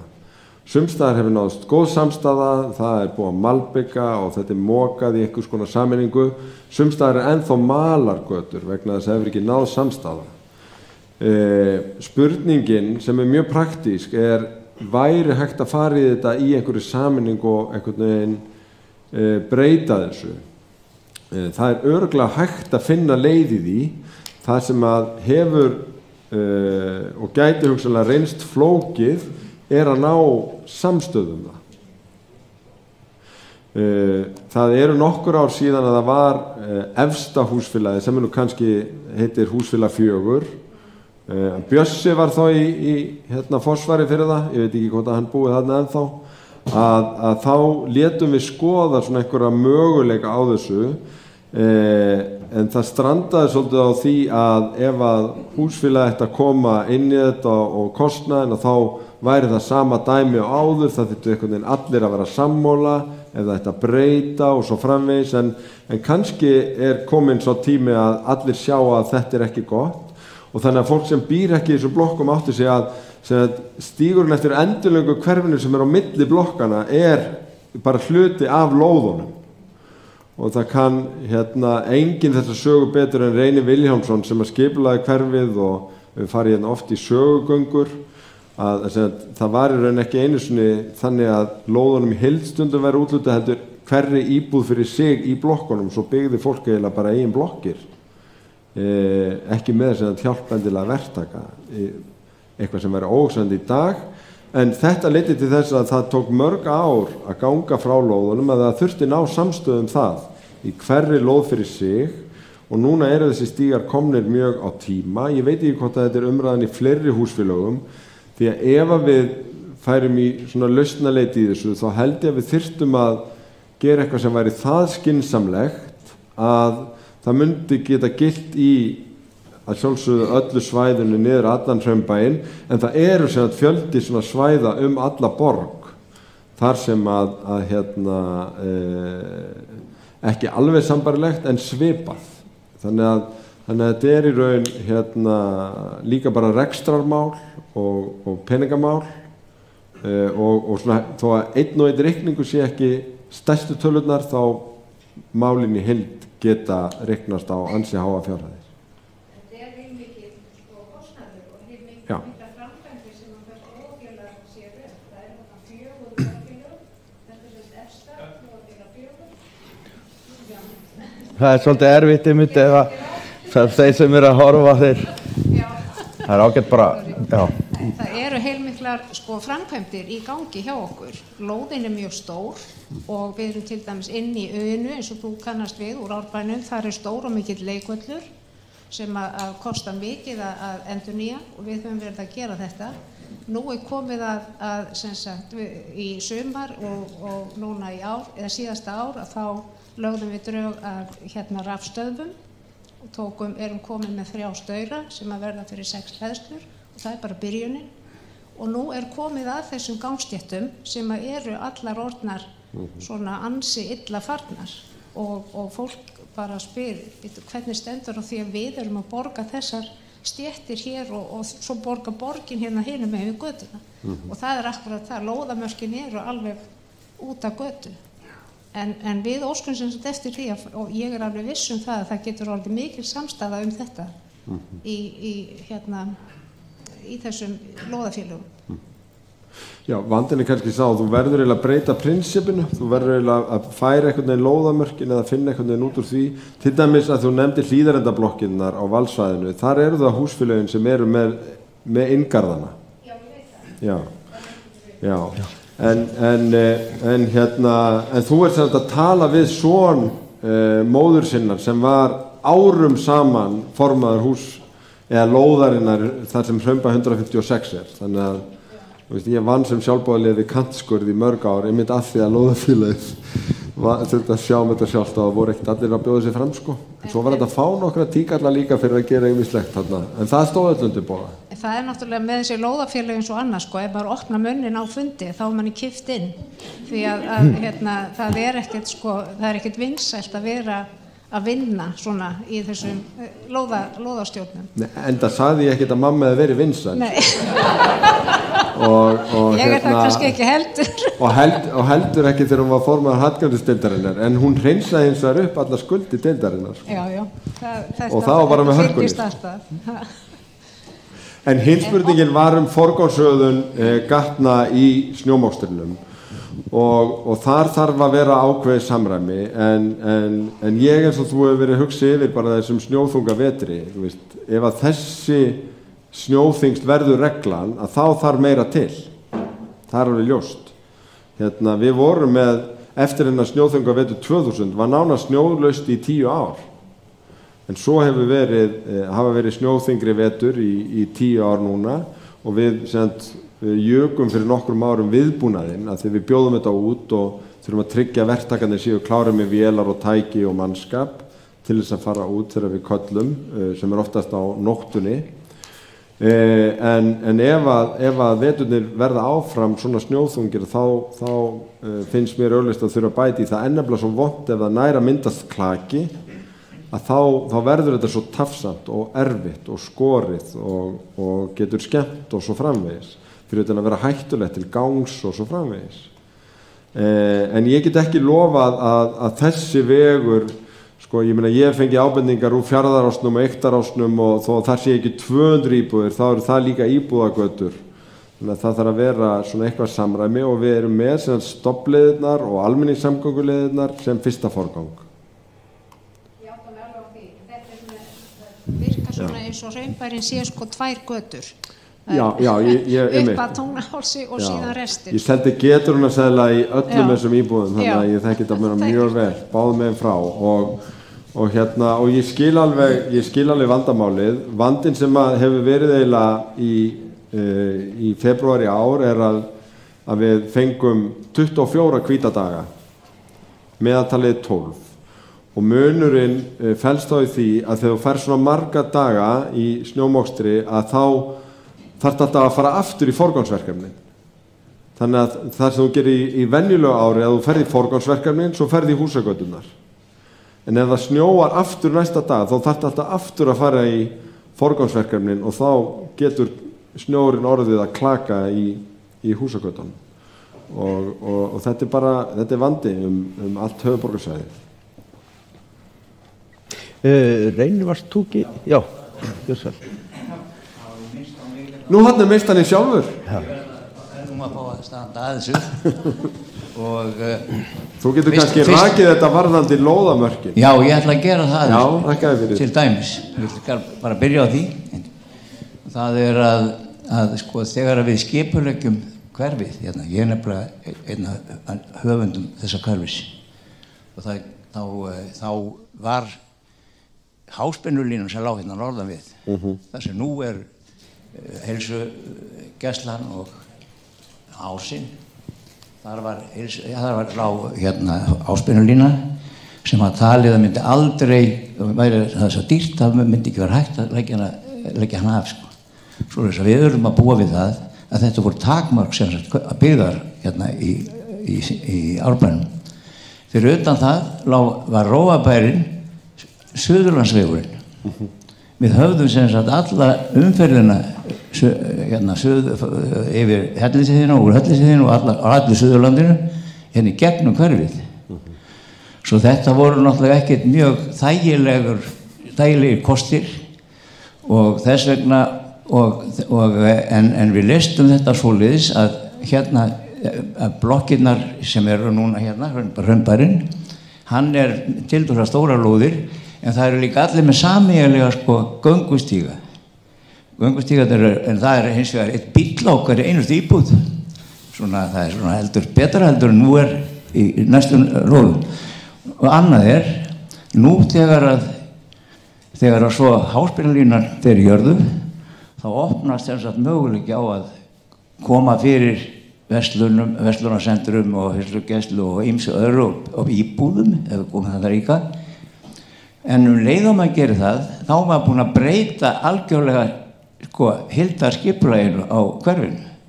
Hvernig á fólkið sem býr hérna norðan við sem sagt Hraunbæinn að komast inn í miðbæinn.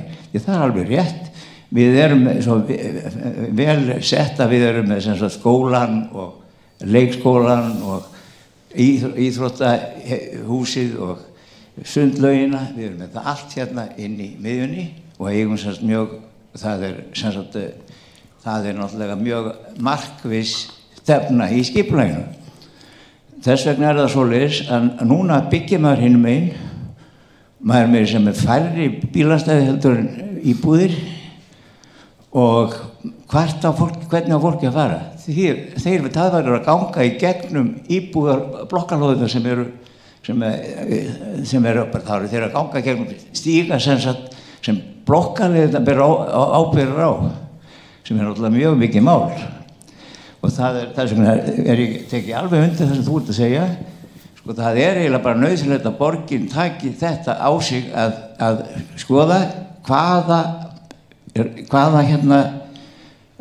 skyldur eru þeir búin að taka á sig með því að byggja hinum megin og ætlast þess að fólki bara ganga noti sem sagt jafnvel bílastæðin. En ég daginn þá þurfti ég að fara á heilsugæslustöðina því ég er nú svona komin hátt í nýrætt og þá þarf maður nú stundum að fara á heilsugæslustöðina og ég komst alltaf, sko, það var alltaf að komast inn í sko, húsið vegna þess að sko, það var ekki búið að ryðja stæðin. Ég kom nú þarna á bíl reyndar, maður átti náttúrulega að vera gangandi. Það var ekki strætó sem gekk gangað sko, og engin borgarlína. En ég sem sagt ætlaði að reyna að komast þarna inn. Af hverju var nú ekki búið að ryðja stæðin? Jú. Það var vegna þess að það voru svo mikið af bílum sem voru bara sem voru parkerar á stæðinu og kannski voru það blokkar íbúðarnir handamegin, einhvers staðar vantaði bílastæði og þeir tóku upp stæðin og það var ekki hægt að ryðja stæðið við heilsugæslu borgarinnar. En við heilsugæslu, það var heldur ekki búið að moka eins og heima dyrunum og samt bækistöð borgarinnar í húsinu. Það að segja einhver þjónustustöð. Þetta var nú eitt sem ég hefði verið að segja mér,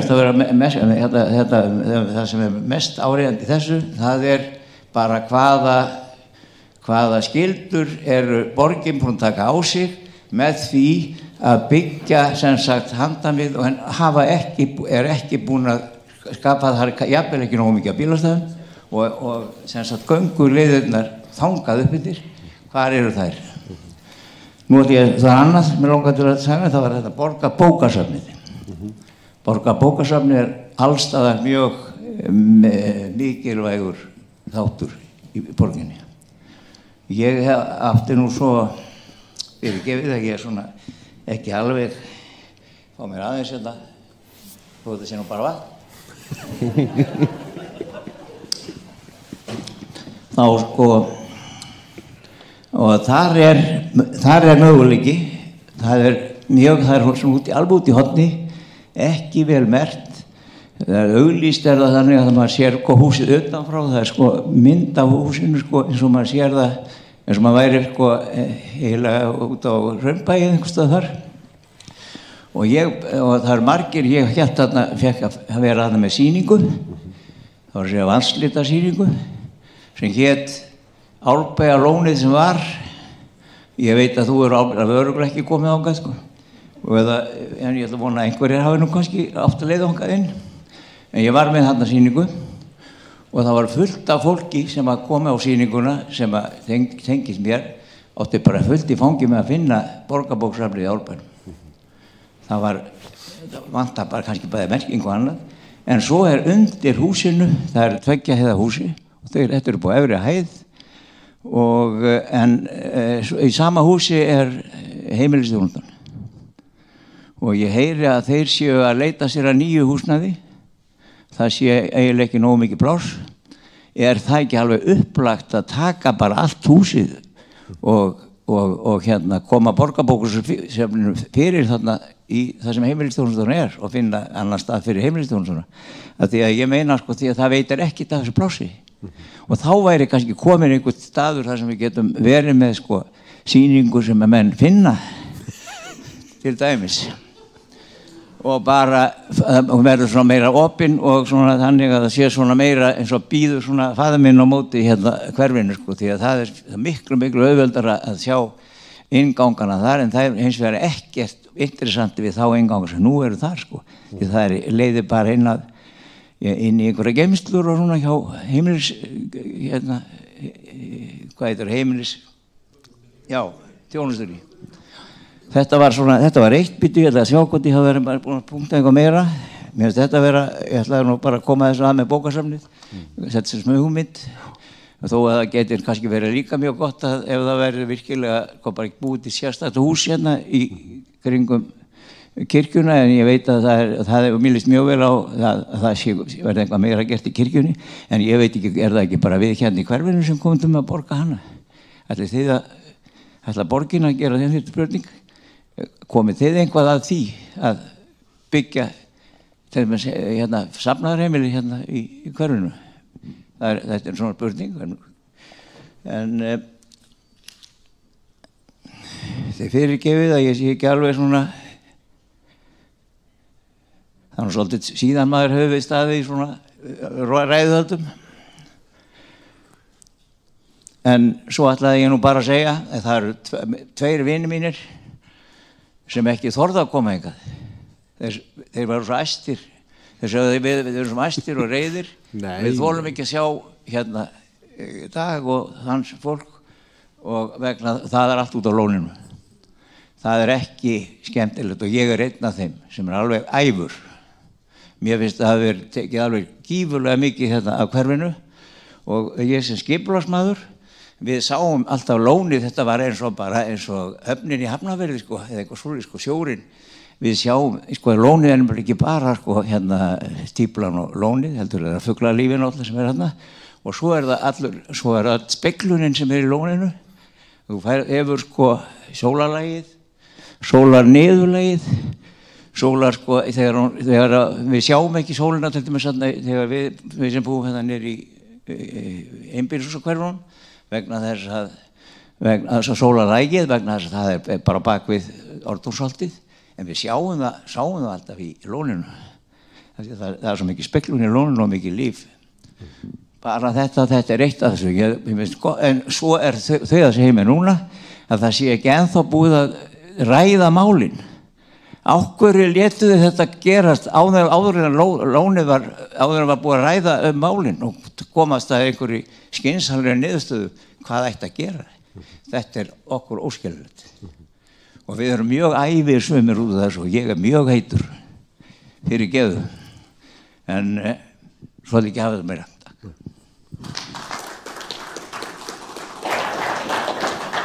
Takk fyrir takk fyrir Kjella Reynir að koma og ég bið Kjella að heilsa þessum tveimur sem gruna hverjir eru og bara frábært að fá þína sýn á skipulagið og rifja þetta uppvarandi háspennulínuna. Ég hafði ekki áttað mig á því að það hefði verið svona mikill þáttur í þessu en Akkurat? Já. Umferðarkerfið er mjög gott í skipulaginu miðað við það sem sko. Akkurat. En það hins vegar gjörbreytt með þessu hérna, með þessari aðgerð. Algjörlega og ég átta mig alveg á þeim punkti þar sem að húsfélögin eins og eða lóðafélögin eins og ég þekki það hafa þó ekki síður verið að hugsa af því að þú ert að hugsa gangstéttina sem eru frá norðri til suðurs að þau eru ekkert síður að tala hellilögðu gangstéttina sem eftir endilöngu frá austri til vesturs. Já, og það kannski tengist ekki uppbyggingunni norðan við á sama hátt, þó ég skilji alveg punktinn. Varðandi mokstur á stofnanalóðum og þjónustulóðum að þá eru þær gjarnan á hendi þeirra sem eru með þær stofnanir eða þjónustu, nema eins og í þessu tilviki þegar borgin, en það er alveg rétt að ef það eru lagðir bílar og það getur líka götur að þá getur verið mjög erfitt vik fyrir þá sem eru þó að reyna moka að komast að. En það skiptir mjög miklu máli að það sé vel mokað og öruggt að komast sérstaklega í heilsugæslu og svona grunnþjónustu. Þannig ég tek alveg undir með þér í því. Varðandi staðsetningun á bókasafninu að þá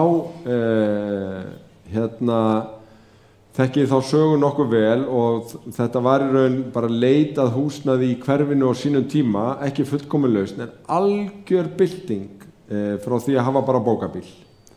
Og þetta var bara sérstakt metnamál, ég var þarna formaður hverfisás Árbæjar og við vorum eiginlega eina hverfi sem hafði ekki haft bókasafn, þannig að bókasafnið Árbæ kom eftir það.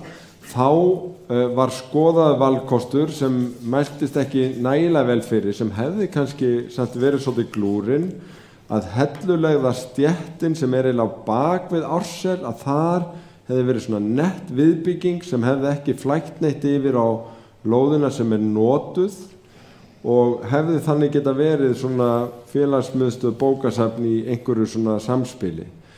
Og það verður svolítið setið í mér í seinni tíð sko hvort að það átt að skoða einhverja svona viðbyggingamöguleika eða einhverja möguleika við Árbæjartorgi betur. Og síðan þessi hugmynd sem að Fylkir hefur haldið á lofti sem að mér finnst líka spennandi og ég veit að Borgarbókavörður til dæmis sér ýmis sóknarferð í sem að hafa bókasafnsstarfsemi einhvers staðar grennd við laugina og lautina og svona sem hlut af þeim hérna. Einhverjum myndir sjálf nefna bílastæði líki í því sambandi en spurningin getum við einhvern veginn borið þessar 3 staðsetningar sem eru allar góðar, bara með ólíka kost og galla saman og reynt að botna þetta svona til framtíðar. Við erum núna í leiguhúsnæði.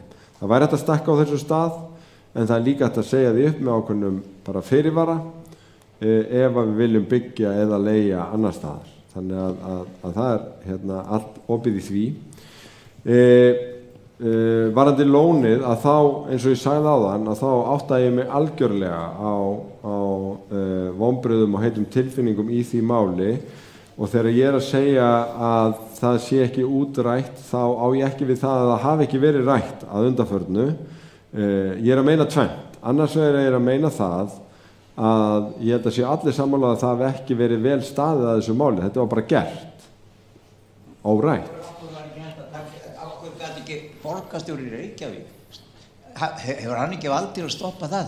Er það Orkuveitan sem stjórnar Reykjavík? Þá hefði það verið eftir á og því var haldið fram meðal annars í þessari hörðu umræðu að það hefði verið ekki byggt á lögum að sem sagt að að hleypa úr lóninu. Þetta er nefnilega það er svo mörg lög í þessu sem bæði voru brotin og svo má segja sko það hægt að túlka alls konar skýrslur, það hægt að túlka lög og það spurningin hvernig menn gera þetta bara spurning, þetta túlkunaratriði. Þetta eins og Putin að gera núna. Akkurat, þetta nefnilega mörg lög og ég að segja að því var haldið fram að lög væri brotin.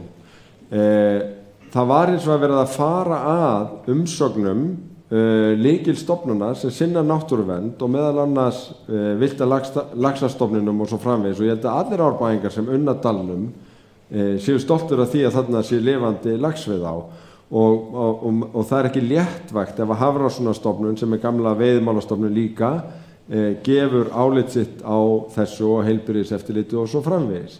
Þannig að þú spyrð, hefði borgarstjóri geta bara sett tappan í og fyllt í lónið aftur miðað við hérna lagalegu yfirferð í þessu að þá hefði mátt efast að það hefði staðist þau lög sem þetta gilda. Það núna deilt og það í ákveðnu ferli en það sem ég var að segja var ekki komið niðurstaða í það í raun sjálf tillagan niðurlagningu virkjanastarfseminnar sem þarf að fara fyrir Orkustofnun og þarf að leita álits á sú tillaga liggur ekki fyrir þannig að málið ekki búið. Það í mínum huga ekki búið að botna það.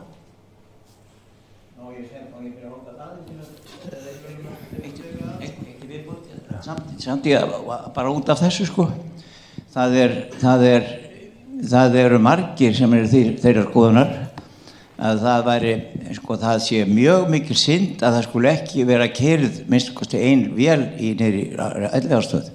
Þetta bara gert bara það látið rappast niður stöðin og síðan bara tekið svo ákvörðun að það borgi sig ekki að svar ekki kostnaði að keyra hana. En þetta alveg geysilega, hvað ekki gert sko til þess að svo bara að söfnum og safngripur og þess áttar, væri ekki meiri safngripur eða hún væri í gangi. Þetta eru allt sömu tækin og allt meiri sér sömu perurnar hann uppi eins og voru hann þegar fyrir 100 árum síðan þegar hún var gangsett. Og það geysilega verðmætt. En þetta svona eitt af því sem að mér finnst líka vera alveg hægt að tala líka, en þetta ekki það ekki verið bara ráð máls á því að hafa neina umræðu þetta mál. Takk fyrir gefðu. Já, Nú lofa ég því að segja ekki einu svo meira. En það alltaf gaman að ræða þetta við Reynir. Sko, það var nefnilega þannig að það 5 ár síðan að Andri Snær Magnason sem uppalinn í hverfinu eins og ég og er jafnaldri minn setti fram nákvæmlega þessa hugmynd. Hann sagði, væri það getið marksum sjálfbærni í dalnum að endurvekja stífluna og rekstur hennar og já, ég að tala Andra Snæ umhverfisinnan sem hefur barist gegn virkjunum og mér fannst alltaf svolítið brilljant að hann var að tala fyrir því að reka virkjun, þá var hann að hugsa það að laga pípuna og hafa vélarnar í gangi og nota tekjurnar af þessu til þess að færa dalinn, til þess að setja í innviði og þetta væri svona, ég segi ekki skakkfiska efnahagsvæði, þetta væri svona bara 11 ár dalur sem væri borin uppi af virkjuninni. Það var meðal annars rætt við Landsnet það vegna þess að það gildir að Landsnet tekur eiginlega helminginn af tekjum af raforku sem sett inn á kerfið það bil. Rætt hvort það væri mögulegt að vera með afslætti í því þannig að þetta gæti staðið undir þessari fjárfestingu. Fyrst sýndist okkur þetta geta gengið en þegar það var búið að fara yfir það hversu mikla skemmdirnar voru á pípunni og allt að þá var þetta í mjög miklu mínus og dæmið gekk ekki upp. Og þess vegna var fallið frá þessu en þetta var ekki bara rætt, það var settur sérstakur starfshópur sem hét Sjálfbær Elliðaárdalur í þetta með aðkomu Orkuveitunar og fleiri og þetta var reiknað fram og tilbaka og skoðað vegna þess að það er ekki þannig að einhver hafi verið bjargfast á þeirri skoðun að þetta ætti að vera eins og þetta í dag, heldur var þvert á móti þessar hugmyndir skoðaðar býsna vel en þar stóðu ekki undir sér og þá var botninn svolítið dottinn úr og svo voru þessar áhyggjur af því að það væri verið að losa og skrúa fyrir á víxl og áhrif þess á lífríkið sem að Hafró og fleiri hafa haft áhyggjur af árum saman og því ekki að neita heldur að þó að margir sakni lónsins þá eru líka ýmsir sem að finnst umhverfið þarna öruggara fyrir börnaleik og svo framvegis og að þetta umhverfið muni taka sig og það sé hægt að gera það fallegt. Þannig að það eru skiptar skoðanir þetta en ég átta mig algjörlega á því að þetta hitamál, þetta líka einhvers konar lögfræðimál, það búið að boða kæru á þetta en borgarlögmaður hefur farið svo vandlega í gegnum þetta flókna lagalega umhverfi að þar er bjargför skoðun sem ekki á sama máli og sá sem kærir en þessi ferill sem það sem í gangi þessi tillaga til Orkustofnunar umbúnaðinn þá til framtíðar. Já, nú verðum við eiginlega að fara að stytta í þessu því að þetta hús hér brestur á með þjófakerfi fljótlega, bara þannig að það sé sagt. En það var spurning var ekki, bara stytta mál. Takk, Kristján Már Unnarsson heiti ég, mér langar aðeins að taka upp þráðinn þessum. Reynir varðandi þessi sjónarmið Orkuveitunar. Það eru 2 lón hérna, Árbæjarlónið og Elliðavatnið. Ef það stæði stein yfir þessum röksemdum Orkuveitunar og Hafró, af hverju tóku ekki bæði lónin? Af hverju var ekki Elliðavatnið tæmt? Það er svona cirka, hefur þið fengið skýringu á því? Af hverju það var ekki, og stendur til að tæma Elliðavatnið líka? Í öðru lagi, Orkuveitan er búin að hætta orkuvinnslu í ánni. Er það ekki forsendur brostna fyrir því að hún hafi yfirráð yfir ánum? Er ekki rétt að kjörnir fulltrúar taki yfir stjórn Elliðavatna? Og í þriðja lagi, af hverju er veiðiréttur í Elliðavatnum ekki boðinn út? Af hverju er þetta einkaklúbbur Stangveiðifélag Reykjavíkur sem fær þetta bara afhent ókeypis? Það eru flestar veiði í ár laxveiðar, það eru boðnar út. Takk fyrir. Þetta eru 3 spurningar. Nei, ég hef spurt eftir því og það stendur ekki til að hleypa úr Elliðavatni og það eru talin ýmis rök fyrir því og það var kannski ekki beinlínis hluti af raforku framleiðslunni á sama hátt og Árbæjarstíflan. Varðandi ána að þá er gert ráð fyrir því og það hefur verið rætt að núna þegar Orkuveitan er að hætta rekstri á stíflunni að þá taki Reykjavíkurborg alfarið aftur við dalnum. Mér finnst hins vegar eðlilegt að Orkuveitan skilji almennilega við. Mér finnst koma til greina að Orkuveitan greiði til dæmis stíginn sem við vorum að fjalla hérna sem kemur í staðinn fyrir stokkinn, einhverja fegrun á stíflusvæðinu og hugsanlega aðra innviði sem þá svona einhvern veginn heimannmund með dalnum sem borgin tæki síðan í rekstur. En já, mér finnst eðlilegt að borgin haldi áfram utanum, eða þar að taki raun við ánni þar með, sem var í raun spurning númer 2.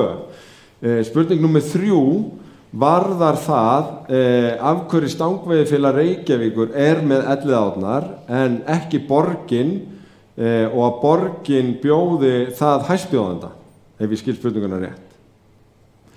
Það á sér í grunninn sögulega rætur. Þetta frá tíma Bjarna Ben sem þá var borgarstjóri og hann óskaði eftir því að Stangaveiðifélagi myndi halda utanum þetta með skilyrðum. Skilyrðin voru þau að allir Reykvíkingar gætu gengið í Stangaveiðifélagið, að þetta væri ekki lokaður klúbbur og að verðin væru þannig og einhverjir opni dagar að almenningur hefði tækifæri til þess að kynnast laxveiði og í þessu tilviki laxveiði í borg. Og hvað sem Stangaveiðifélag Reykjavíkur má segja, í mínum huga má segja ýmislegt gott það meðal annars, en það önnur umræða en við erum hér í kvöld, að þá eru veiðileyfin í Elliðaárnum á færi allavega miklu fleiri heldur en mikið lagari laxveiði á að víða land. Og þetta segi ég bæði af stolti sem bara Reykvíkingur og borgarstjóri sem eina höfuðborg heims sem ég veit sem lifandi laxveiði á, en líka bara að þið vitið að Stangaveiðifélagið með alls konar uppeldisstarf og býður fólki sem annars væri ekki færum til þess að prófa að gera það í Elliðaárnum en ekki í hinum ánum sem þau eru sannarlega að leigja og einmitt borgar sem örugglega eftir einhver útboð á hæstbjóðanda. En ég meina þessi sjónarmið hafa verið uppi og það hafa einhver verið að velta fyrir sér hvort að þetta sé útboðskylt og eitthvað svona og ég meina gildir það þá líka golfvellina? Gildir það íþróttavelli almennt? Eða getur verið að jafnvel í einhverju sporti eins og laxveiði getum við sett svona skilyrði að félagsskapur sé opinn öllum, að verðinu sé stillt í hóf og allir eigi helst að geta prófað. Þetta umræðan.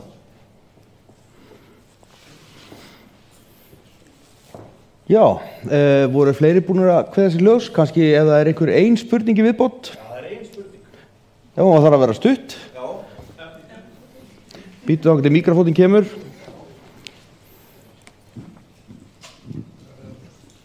Að það var í sambandi dagur við glerhöllina sem á að koma þarna neðar í dalinn. Ertu að tala toppstöðuna? Nei, hinum megin. Nær stekkjónum á þar. Já. Stendur það ennþá á dagskrá að gera það? Það verður eiginlega bara að koma í ljós. Ég, samkvæmt mínum upplýsingum að þá hefur ekki gengið að fjármagna það verkefni. Ja, það glæsilegt. Gott að heyra. Menn hefur bara í Efribyggðum fengið sólina bara inn til sín allan daginn. Ég sá að það var komið á skipulagið að það væri byggingarréttur bara yfir allt svæðið. Nei. Og skemma ána í leiðinni. Var það ekki? Nei. Það ekki. Já, gjörðu svo. Síðasta spurningin. Tíminn að vera.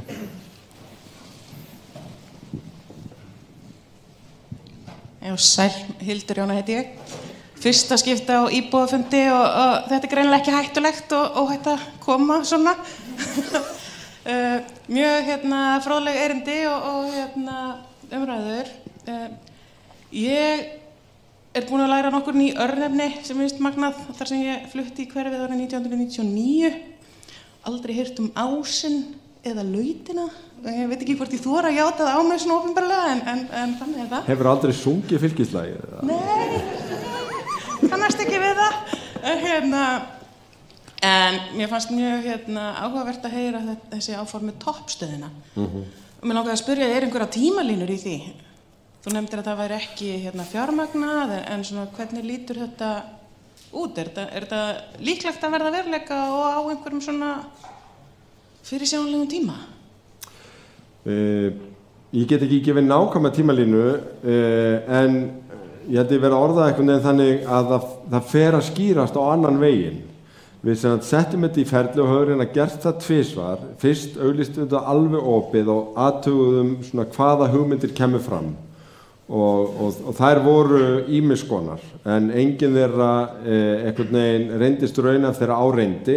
Svo fórum við seinna ferlið og þá gáfu sér fram áhugasamir aðilar, meðal annars þessir, sem voru með þannig alvöru plön og fjármögnunarleiðir að það var gerð viljayfirlýsing sem var nauðsynlegt til þess að þeir getu klára þá sína samninga við fjármálastofnanir. Hugsunin er þessi: borgin mun áfram eiga húsið, þeir munu leigja það til 25 ára, kosta endurgerð en hafa tekjur af því á meðan og við lok leigutímans þá eignast borgin mannvirkið með öllum breytingunum. Hugsun okkar er svo að það sé mikilvægt að þetta hús verði til almenningsnota og það að þetta verði fyrir einhvers konar jaðaríþróttir fellur vel að þeirri sýn og húsið lítur óneitanlega ekkert sérstaklega út í dag og er engin borgarprýði en yrði það að þessu loknu. Þannig að ég vildi ekki að þetta fullvissað þau að þetta myndi skýrast á þessu vori. Mér finnst töluverðar líkur á því en það er ekki víst og það er ekki gefið að þetta gangi eftir. Þannig að þetta er bara í vinnslu. Það er formlegt og opinbert að þessi viljayfirlýsing var gerð við þessa aðila en sá ferill honum er ekki lokið en þetta gæti skýst.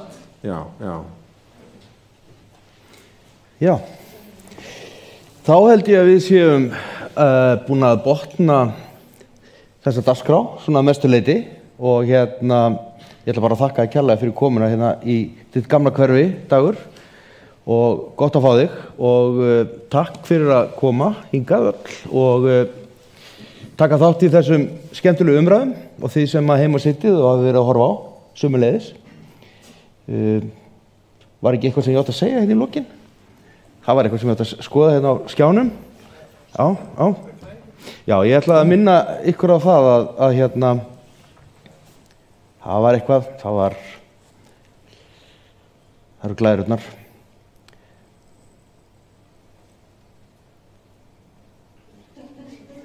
En segðu mig, Dagur, lékst þú einhvern tímann á þessu sviði? Í leikriti? Margoft. Eitthvað svona sérstök hlutverk sem þú manst eftir? Já, ég var stúfur. Varstu stúfur, já. Ég var stekkjastur, ég man til því. En það var bara því ég var minnstur í bekknum, sko. Ég var mjög lítill eftir aldri. Og svo lék ég reynda líka Júlíu við Helgi Már, við lékum Halló Laddalagið Rómeó og Júlíu og okkur þótti það mjög fyndið, ég veit ekki með hérna. Heyrðu, takk fyrir kærlega, það er alltaf gaman að vera á þessu sviði, maður svona fær smá nostalgíu upp á þessu sviði, ég veit ekki hvað það er, en bendum á ábendingavefinn, eða ekki, Dagur? Jú, hann hefur reynst reyndar ómetanlegur til þess að bæði fá ábendingar það sem betur með þetta gera en óbeint til þess að hafa líka eftirlit með þeim verktökum meðan sem eru að sinna snjómokstri. Það sem gerist oftast á þessum ástíma fyrst eru ábendingar snjómokstur, svo vitum við að það verða alltaf einhver bröð af því að koma hólur í malbygg, þá viljum við líka fá ábendingar það, við reynum að leysa það á nóinu. Og svo fáum við ábendingar sópun þegar það kemur fram í apríl og þetta er nú lífsins gangur og í allt þetta notum við ábendingavefinn til þess að gera betur og betur og betur og betur og þar hafið þið öll hlutverk þannig að endilega nota hann en takk enn og aftur fyrir góða kvöldstund í Árbæjarskóla. Takk.